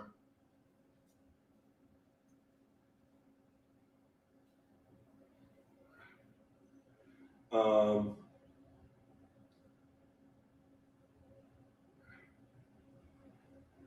all right. I don't want to talk about this stuff because we're gonna get slammed by censors and stuff like that. I don't need to get shadow banned.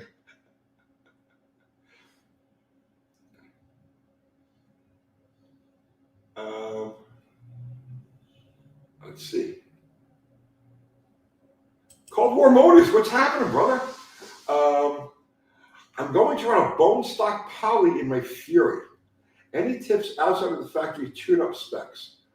No, I mean the factory tune-up specs are, the 66. So, well, you're Canadian, so it might be 67 or 68, right? Still as a poly.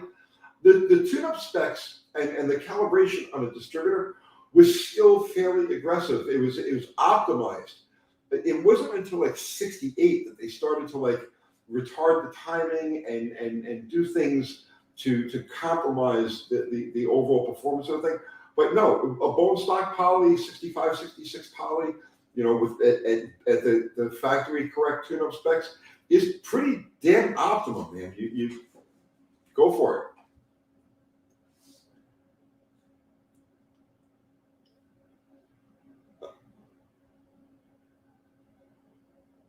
Let's see.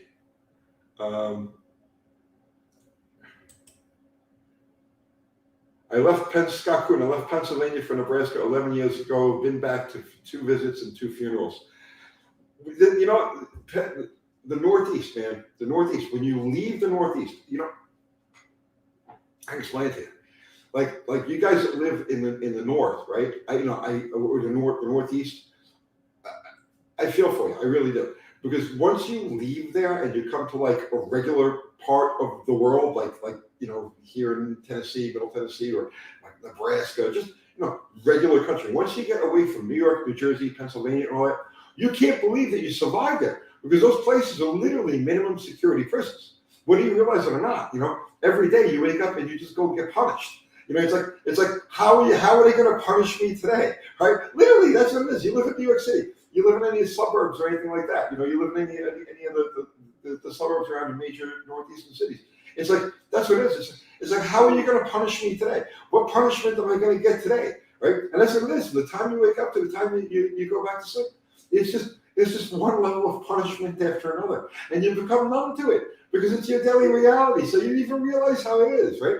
It's when you move away from it, you get away from there for a little while, and you're like, oh my God, they live like that. I lived like that. You just don't realize it.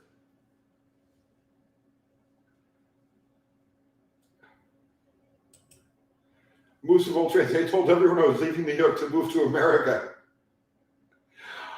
A lot of New York is beautiful. I mean, the upstate New York, and it's beautiful. But when you get it, New York City is a cancer. Like literally, it's a cancer that affects the whole country, and it's just ugliness.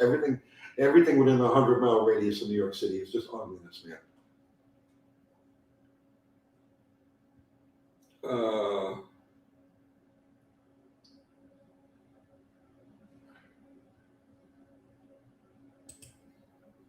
Michael Bertoni, you lived in Tennessee. It's a shithole. What part? I mean, don't get me wrong. There's shitholes everywhere. Yes, there are definitely parts of Tennessee that is shithole, but they're in the vast minority here.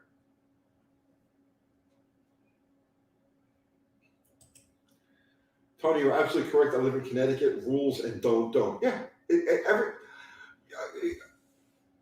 Okay. Here. All right. If you want to judge the place where you live, right, to see how it is, okay, you go by the number of traffic signs and traffic regulations. You know what I mean? Go by that. You make that be your judge, right? Even tolls, right? It's like I live in Tennessee. What's a toll? There is no toll. You go from one end of the state to the other. Everywhere, there's no toll. It's not such a thing as a toll. Yeah, you go to these places like no standing, no parking, no passing, no signs and arrows and everywhere. Right? That's how you know you're in a bad place. Because when they micromanage the traffic is where they micromanage your life.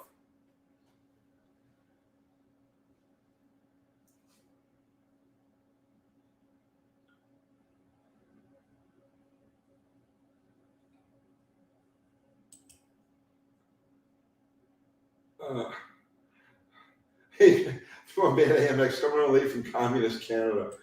I know you guys have got it bad up there. Studebaker Larry, I went to Tennessee, Tony, and I'm from West New York. Guess what? I'm moving there soon. It's like a wake-up call for me. You don't realize how bad it is in New York until you go somewhere else. Exactly. You hit it right. You don't know how bad it is until you go someplace else. And then you realize, oh my God, I live like that?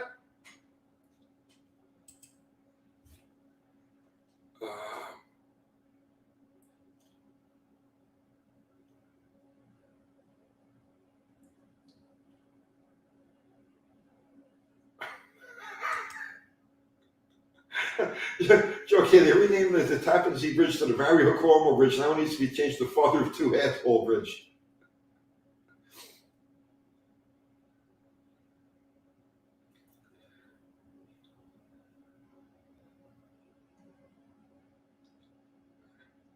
Tony C. Abel D. What am I guess I got to scroll up.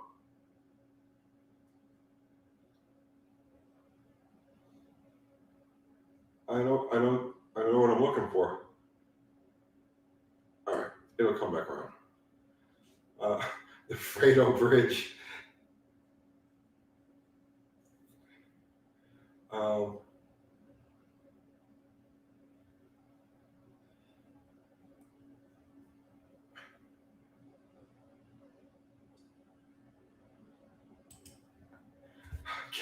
Moparman 78. California just passed a ban to make it illegal to own, use any gas-powered generators for weed eaters.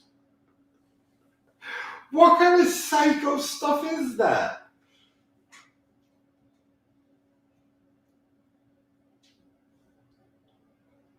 I'm going to be perfectly honest with you. I get the biggest kick out of all of this stuff. They're going to ban this, no more internal combustion engines here, no more that there. You can't have gas things here. You can't. I get the biggest kick out of it. I'm like, yeah, keep passing these laws. Keep making these things, keep pushing this stuff. Yeah, no more gasoline powered things by 2025. Yeah, excellent. Because I just said it's a joke. It's all just so completely and utterly insane that it's funny to watch, and I can't wait to see how things go. Does that make any sense? It's like, you get to the point where it's like things are just so ridiculous and so out of whack. It's like that, at some point you just sit back and say, okay, yeah, go for it. Let's see how this works out. And that's how I am with all of the stuff that's going on. This one's going to stop all the internal combustion engines, and this state's not going to allow this engine, and you can't have this after this date, and you can't have that. Yeah. Keep going.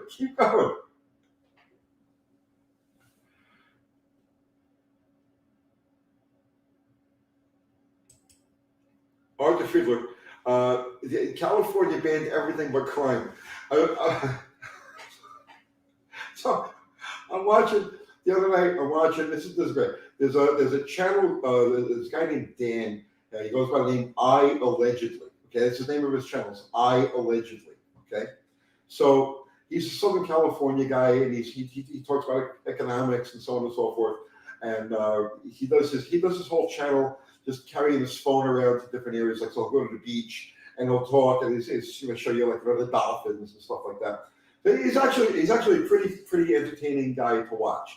So he did a video yesterday, and he's talking about the crime in Los Angeles and how if it's under $950, they shoplifting. If it's under $950, the cops won't do anything about it. So the criminals go in there, okay, they go into these stores with calculators, and they calculate the value of what they're going to steal to make sure it stays under $950. You can't make this stuff up.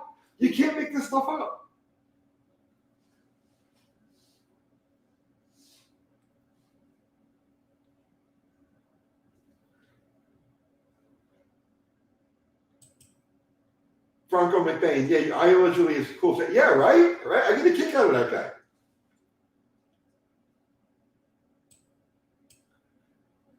There's another guy I've been watching, Greg Manorino. Okay, so he's not another economy guy, But as it turns out, he's from Staten Island also. He's about my age. He's about 3 years younger than me. He's from Staten Island, and he's into cars. He does economic stuff, and then he'll throw in a random, like he did a test on drag radials on his Camaro. Very, very wicked sounding car, by the way. And if anybody has a contact for this guy, Greg Manarino, tell him to get a hold of me. I definitely want to talk to him. I think we have a lot in common.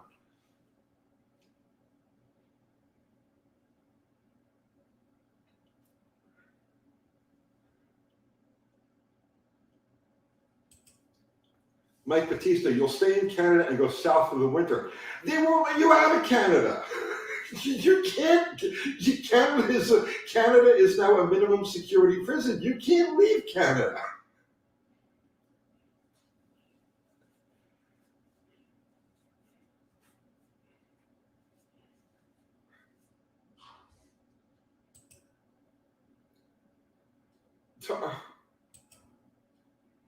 Evan C. Tony, the word to describe what you're feeling is clown-pilled. I love that, Evan. That's clown-pilled. I haven't heard that phrase. Now I can't say these two words together because the algorithm will pick them up. But I've been read something or other pilled for over 20 years. Like none of this is new to me. You know what I mean? Like none of it. I've gone there. Been there. I got the t-shirt, but I can't talk about this stuff on, because you just can't, right? But clown pilled, I love that. That's a perfect phrase. I love that.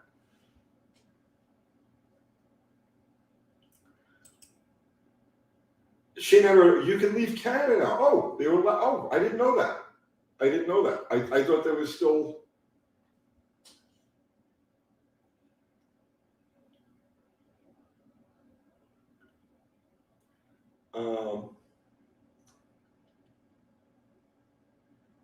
I hate clowns. Roger is go. Answer Abel. I'm curious. Okay, let me scroll up. Abel. Okay, there he is. UT, are there any World War II era Dodge engines fun to work with? Ever think of an old Dodge engine of the 30s and 40s? No. The closest I've come was like floating power sixes, which were up until 1959, 1960. They were in car, regular production cars and trucks. But no, I never messed with any of the World War II. Well, then technically that is a World War II era motor, but I'm totally not familiar with any of the other stuff from that.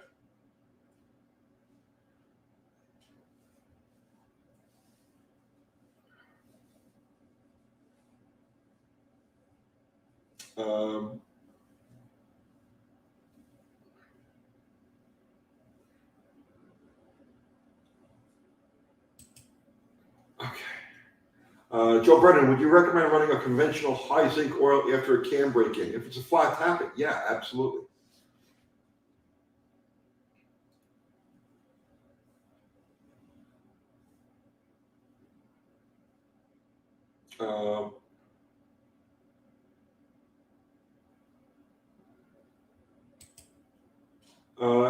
It's like a spin on the word of the red. There are other generations of it. Yes, I know. I'm familiar with all of those things. Yes, but it's the first one. I'm familiar with I'm familiar with the whole rainbow of those things. But I never heard clown pilled. I like that. That fits. It fits.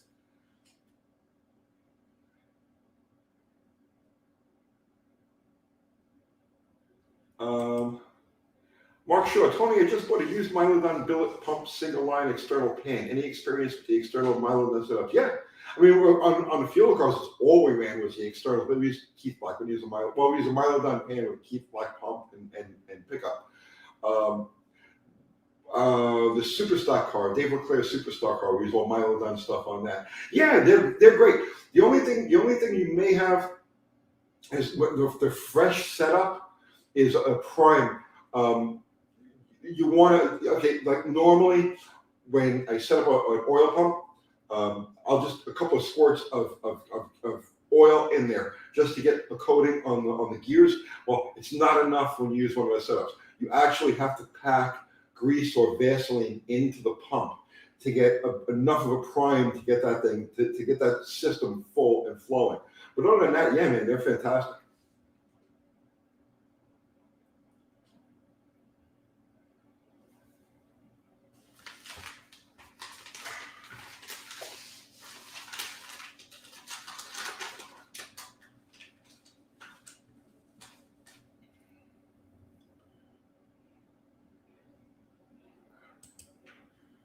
governor of Tennessee looks like a really good guy, working through the disasters, maybe a national figure soon. Yeah, Lee, he's great. And Marsha Blackburn, I'm such a Marsha Blackburn fan. She is fantastic, right? We have here in Tennessee, we have some of the best people, and Florida too. Ron DeSantis, right? I mean, we got some quality people, still in government in this country.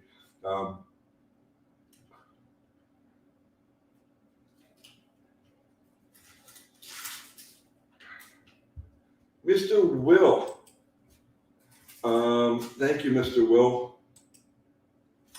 Tone, what Mopar do you think will be the next one to skyrocket in price? I think all the muscle cars are going to take a haircut, a fairly severe haircut. The high end cars. Not that they're going to be worth nothing, right? But I think that the interest is starting to shift more towards survivor, daily driver type of cars, right? Because now you got to remember something, okay?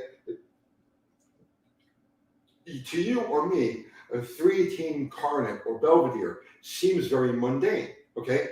But to the bigger world of people who are interested in classic cars, vintage cars, collector cars, somebody who wants to make a scene at the golf course or look cool to the valet, right?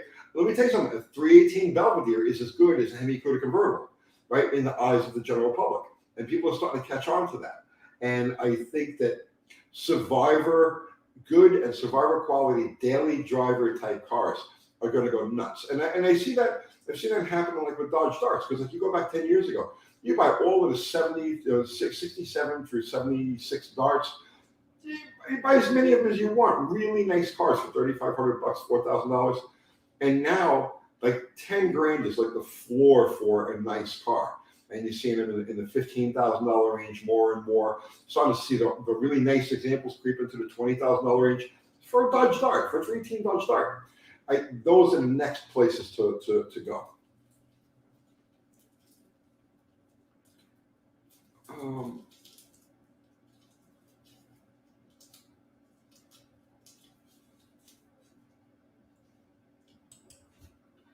Shane Atwood, a wrestler mod is what everyone wants. They're bringing big money equal tomorrow. No, you're wrong about that. You're judging the market by the auctions. You're judging the overall classic car market by what you're seeing at Meckham or Barrett Jackson or anything like that.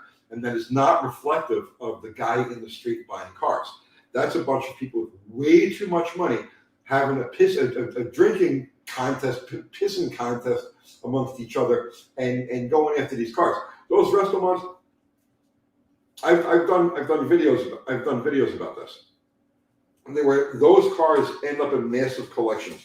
And in fact, I was just talking to somebody it was maybe 2 weeks ago, who is a classic car dealer.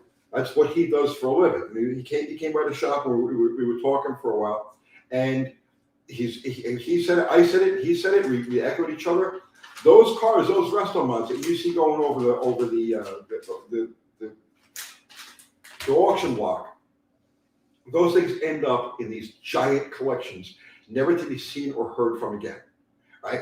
Never to be seen or heard from again. There's so many of these guys out there. They got huge money, and they have collections of 100 cars, 200 cars, 300 cars. That's where all of those freaking resto mods go. You never see them on the road. You never see them out and about. They don't exist out in the real world. Blues and Corduroy, $5. Thank you for the super chat. Much love. Thanks for sharing. Thank you. I appreciate that.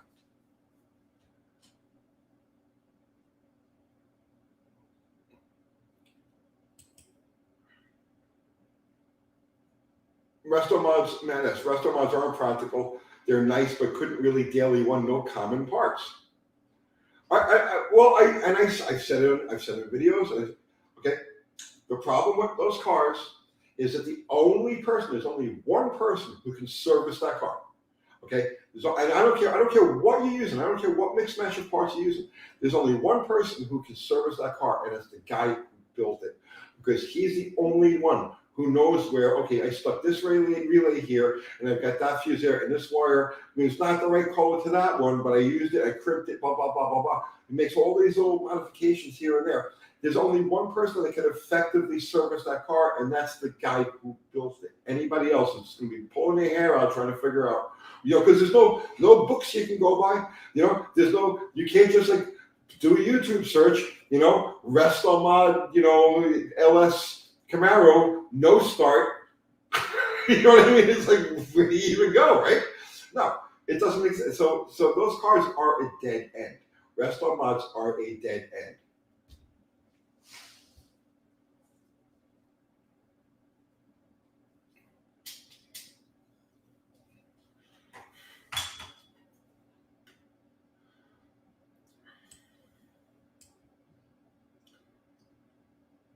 I just saw something from John Batista.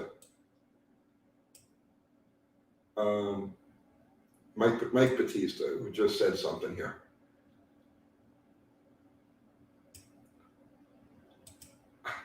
Mike Batista, man, you guys have some real diehard 318 fans here. You know why, Mike? The 318 is more than an engine. The 318 becomes your friend, okay? The 318 is such a heavy, friendly, easy to work on, cheap, commonly available engine that it becomes your friend. You know what I mean? Yeah, everybody knows the 340 is a better motor. Yes, there's no argument, no question about it. Yeah, the 360 is better in a lot of respects. The 440 mixed, there's apples and oranges, okay? But the difference is the 318, and the 26 is a lot like this too. They become your friends. When everybody is struggling to find, okay, I got this head and this thing and this big thing and I get this tears it. You deal with those bread and butter motors, and the 327 Chevy is the same way, and the 302 Ford is the same way. Like the older Windsor Ford motors, right? They're all the same, right? They become your friends as opposed to like something that you're at war with. You know what I mean?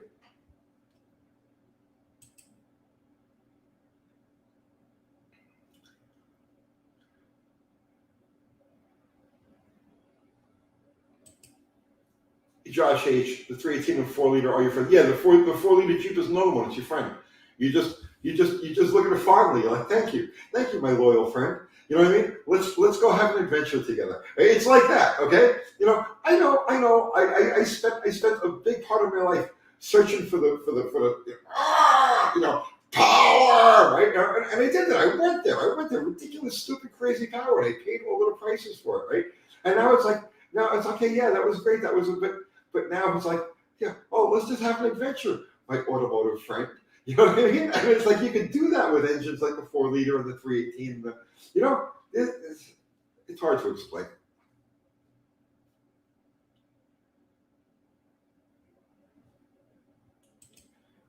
David Tice, you don't have to be scared to try stuff with a 318, hence my turbo 318 72B buddy. Yes, exactly. Oh, I pushed it too far and put a hole in the block. You know what I mean? And you go get another one for $75. It's laying behind somebody's shed, and you put it back together again. Yeah, no, that's the thing, right?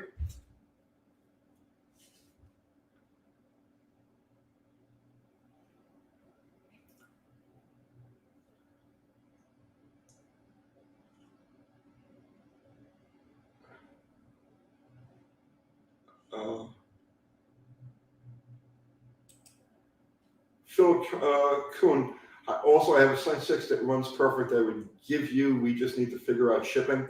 But I have, man. I appreciate that. I don't have any handy myself right now, but I know where there are many of them. So, but thank you. I appreciate that. Joe Brennan, thank you for the super chat, my brother. Thank you all for your advice setting up engines for successful break-ins. That really helped me when I set up my FE and my 72 F250. Yeah, man, that's what we do. That's what we try to do with this channel. And I beyond the super chat, I appreciate that you actually got something out of that.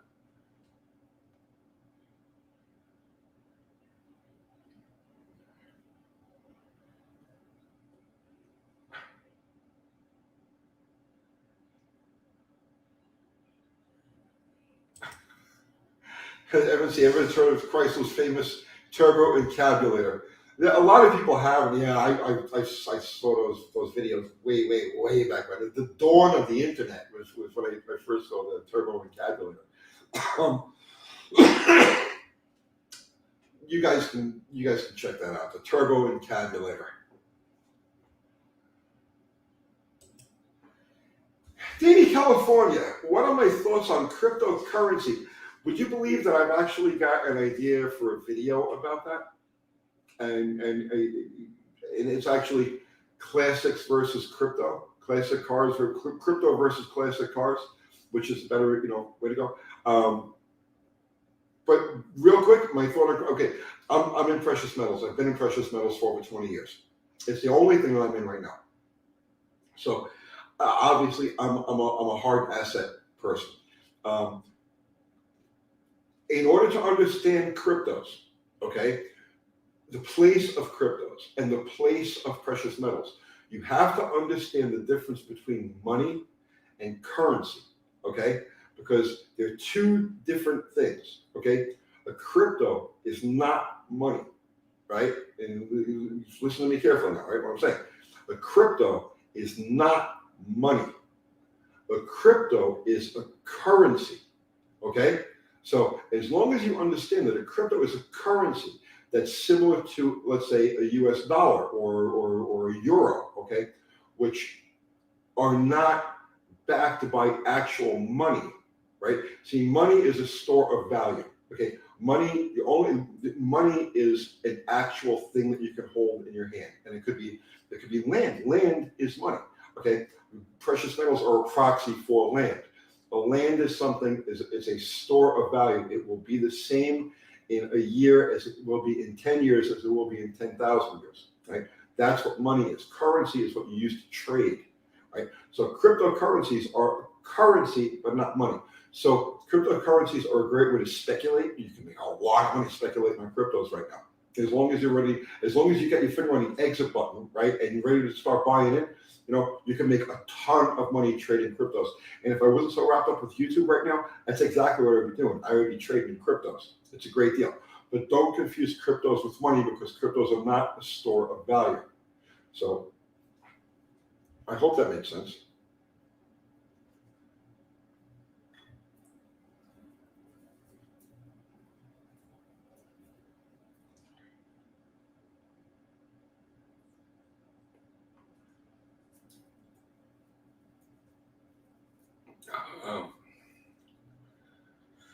Okay.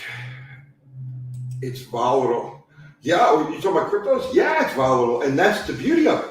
You know what I mean? That's the beauty of it. You have to, if you're going into cryptos, right, go into it embracing the volatility. Go into cryptos because they're volatile, right? And play that volatility, and you can do really good. But when you take your money off, when you pull your profits, right, you're gonna take your profits off the table, park them in a money, which would be precious metals. Or something along those lines. Classic cars are another version of precious metals. Many things have that same category as precious metal.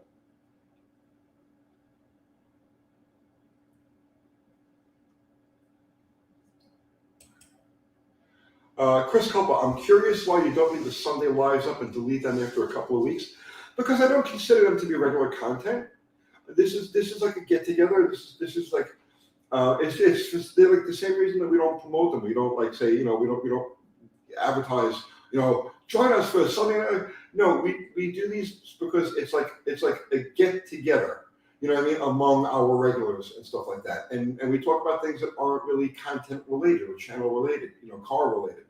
We talk about all different things. So that's why we leave them up for a day or two in case somebody hasn't, one of our regulars hasn't made it tonight or whatever, and they can check it out tomorrow or the next day, and then we take it down because it's not relevant to the channel.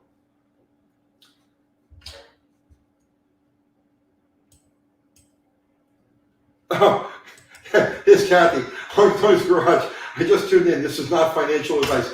Right. This is not financial advice. I am not a financial advisor. I'm smarter than one.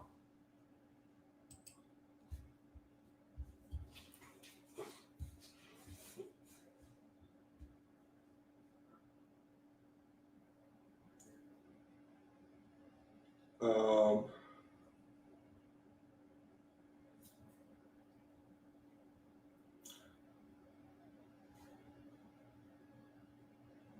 already saved all my 1983 and earlier copper. Yeah. Peter, yeah, copper is a good thing, but here nickels there's 8 cents worth of nickel in.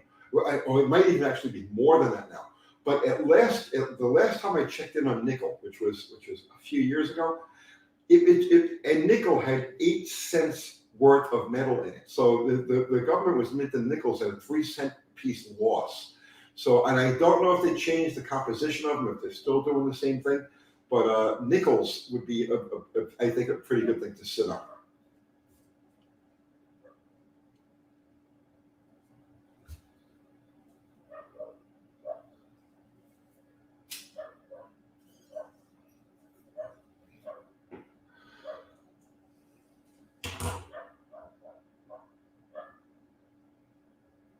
Let's see. Nickel is best when chrome plated. Yeah. Curtis Mars, I'm still scarred from some movie you said to watch some time ago. What movie was that?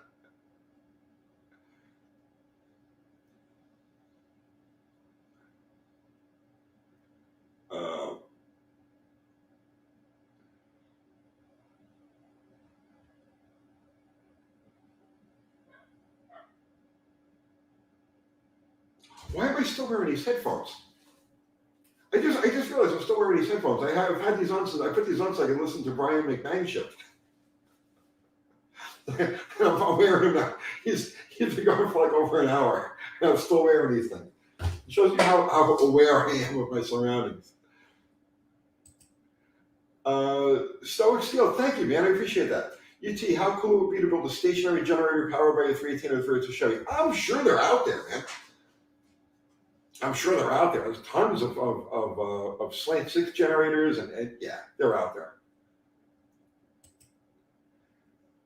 It's a mad world. How could you be scarred by that? There's nothing to scar you in that movie.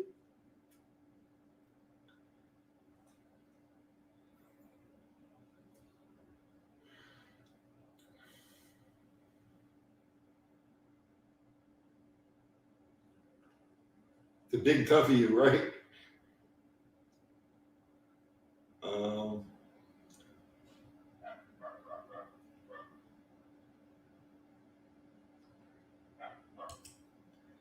Doug Butley, I know of at least one person who doesn't have to work anymore due to crypto. This is seriously, man. There's a ton of money to be made, but you got to be quick. It's a trader's thing. You don't invest in crypto. If you're investing in crypto, you're barking up the wrong tree. But to trade crypto, man, that's the thing to do now.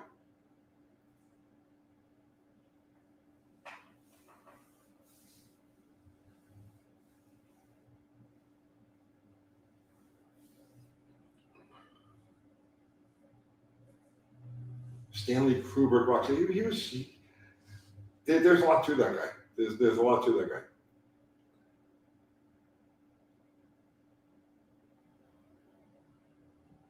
Right.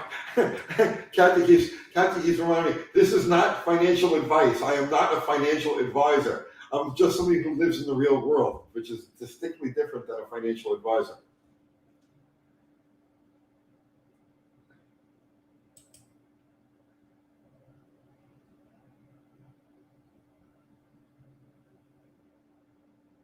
You lose all your money.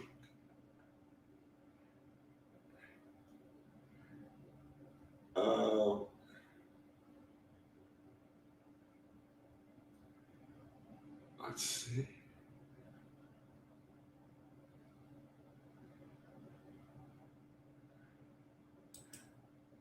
Randall Black. All right, 0.06 on, okay, of a dollar. So 6.09. So you're looking at the right current with the current price of nickel. The government is losing 1.1 cent on each nickel.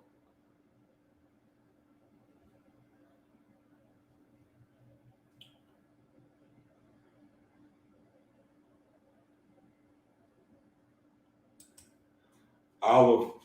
Things that are inherently a bubble are not investments. But Olive, things that are investments often do find themselves in a bubble. So you talk about, okay, so again, I'm a precious metals guy, right? But if you look at 1980, right, silver, I mean gold too, but that was a bubble. So you actually had a bubble happen in the world of in an investment. And real estate is also an investment, but real estate's been in a bubble now for 50 or 40, just over 40 years.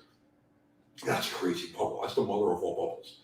But so no, the thing, you can have a legitimate investment that is involved in a bubble, but you have to understand, you have to know the difference between a tangible investment and one that's just, you know what I mean?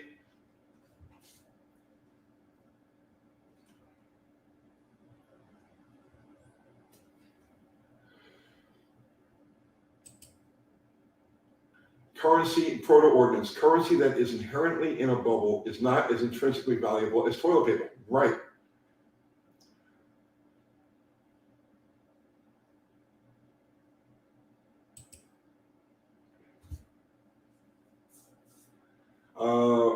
Well, yeah, beware people who ask you to invest in precious metals too. They wouldn't have to if it were good for you. There are reasons why people have to explain that market, but now you go into a whole different place that I'd really rather not. Roger Isabel, seriously, silver is seriously undervalued. You think?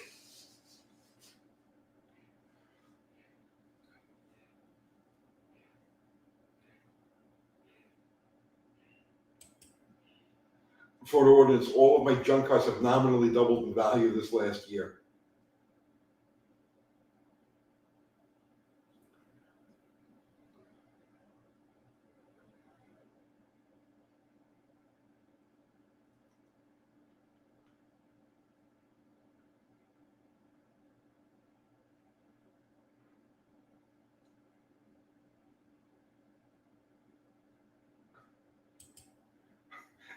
Repair ratio. Invest in real estate like Zillow.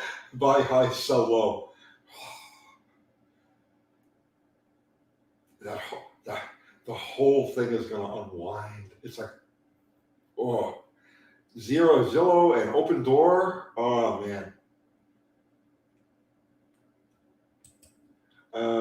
What sounded to be, Tony, the reversion on the Weber 76, is that the sonic pulse pushing out? Yes, that's exactly what it is.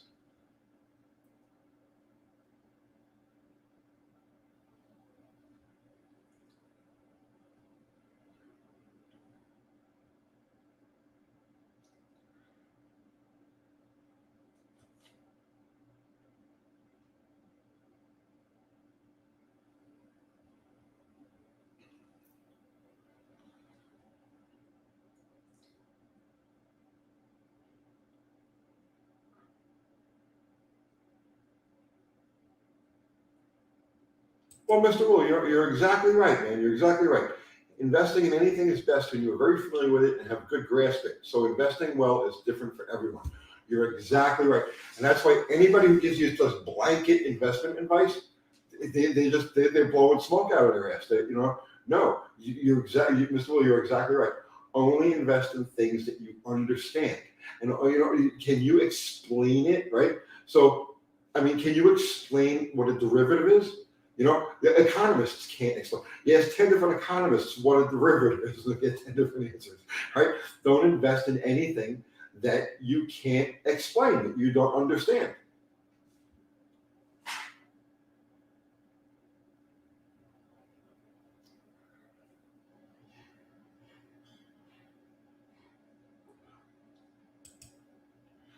Palladium catalytic converters has dropped almost 1,000 in the last year, probably from lack of demand.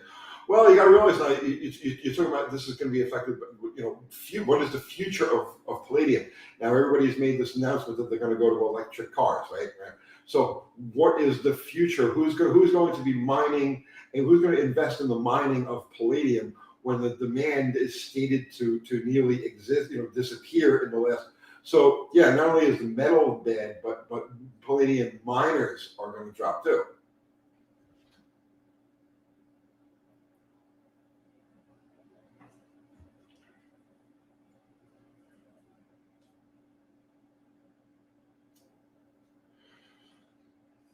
Good night, Moose.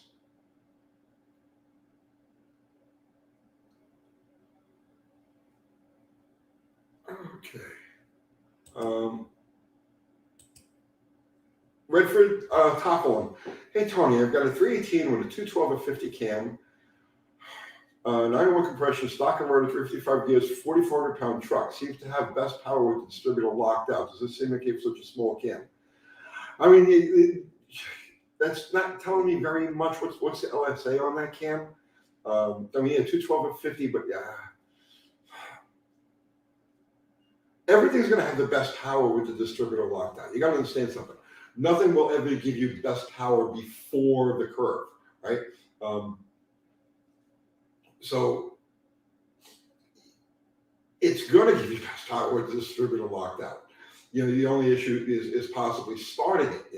Is it locked out at 34, 36? You know what I mean? In which case, you got an issue there, right?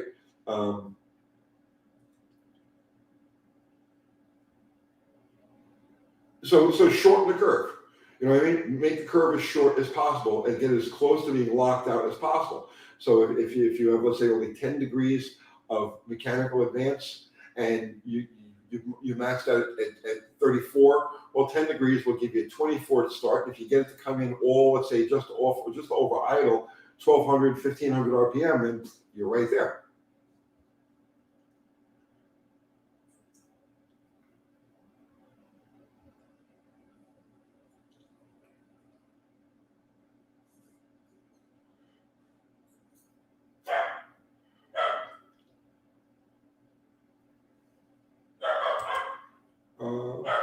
Ever see a Chrysler small block cross fan? The small kind? Yeah, the Edelbrock. Why can't I remember the name of it? Edelbrock made a cross fan for the small block. It was fairly common in the 70s.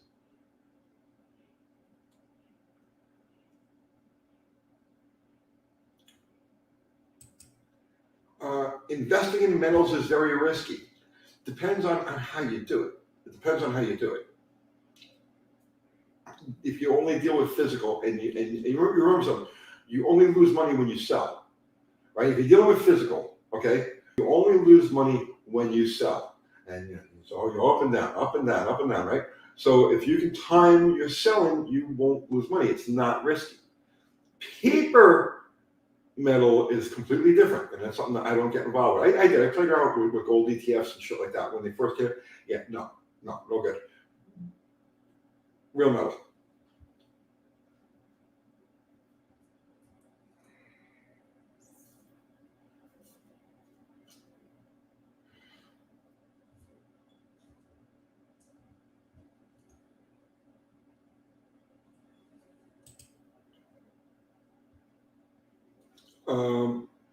French onion. I look at precious metals more as a hedge, and at their most, you're 1,000% right, bro. At their most basic level, that's what they are. At their most basic level, that's what they are. And you can play the market. You can buy and sell, and you can charts work, even though they're manipulated like crazy. It's all based on a paper market, not a physical market. You can still play the ups and downs, right, as an investment, but what you're saying there as a hedge is really exactly what they are.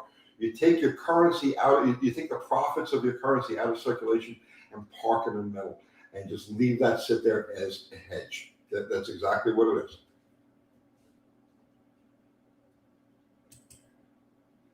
Port orders. Metal is selling significantly over spot when you go to melt it right now. Yeah, well, I mean, silver eagles are $9 and $10 over spot at the moment.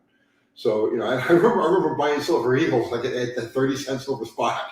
You know what I mean? Back when it was like $4.50 an ounce, right? But yeah, the real price of metal is going up and up and up. You know, whereas like the spot numbers are incredibly manipulated. The actual transactional price of this stuff, what you're going to buy and sell via a dealer, is they're decoupling. It's all in a process of decoupling now.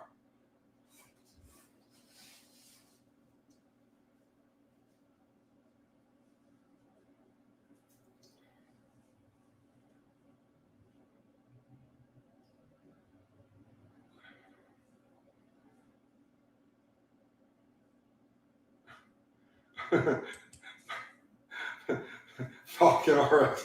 I use shrubbery for hedges. It would take too much metal to build a super hedge.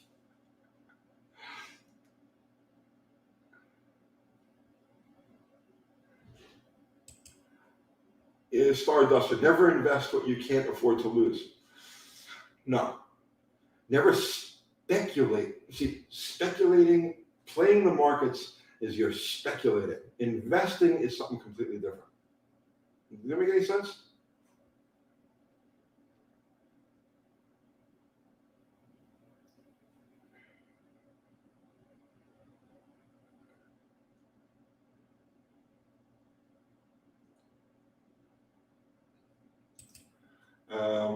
Stoic Steel, UTG, are there any good quality and affordable plug wires that you use? The Napa ones have been a flop lately.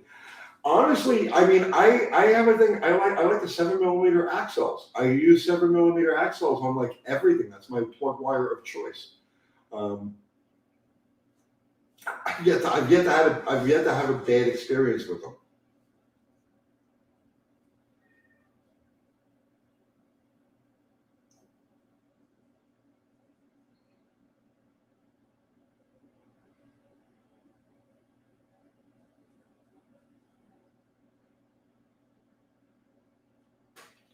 Oh wow, we're over 2 hours already.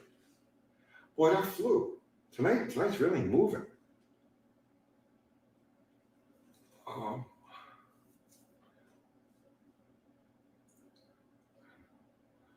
right. So guys, we're over 2 hours. I'm Peter Crow, is that like the 8mm? I prefer the 7s. They're easier to route. They fit better. There really is no. Yeah, if you're dealing with a 40,000 volt ignition, which is about typical, right? You don't need the 8. You don't. The 8s aren't necessary.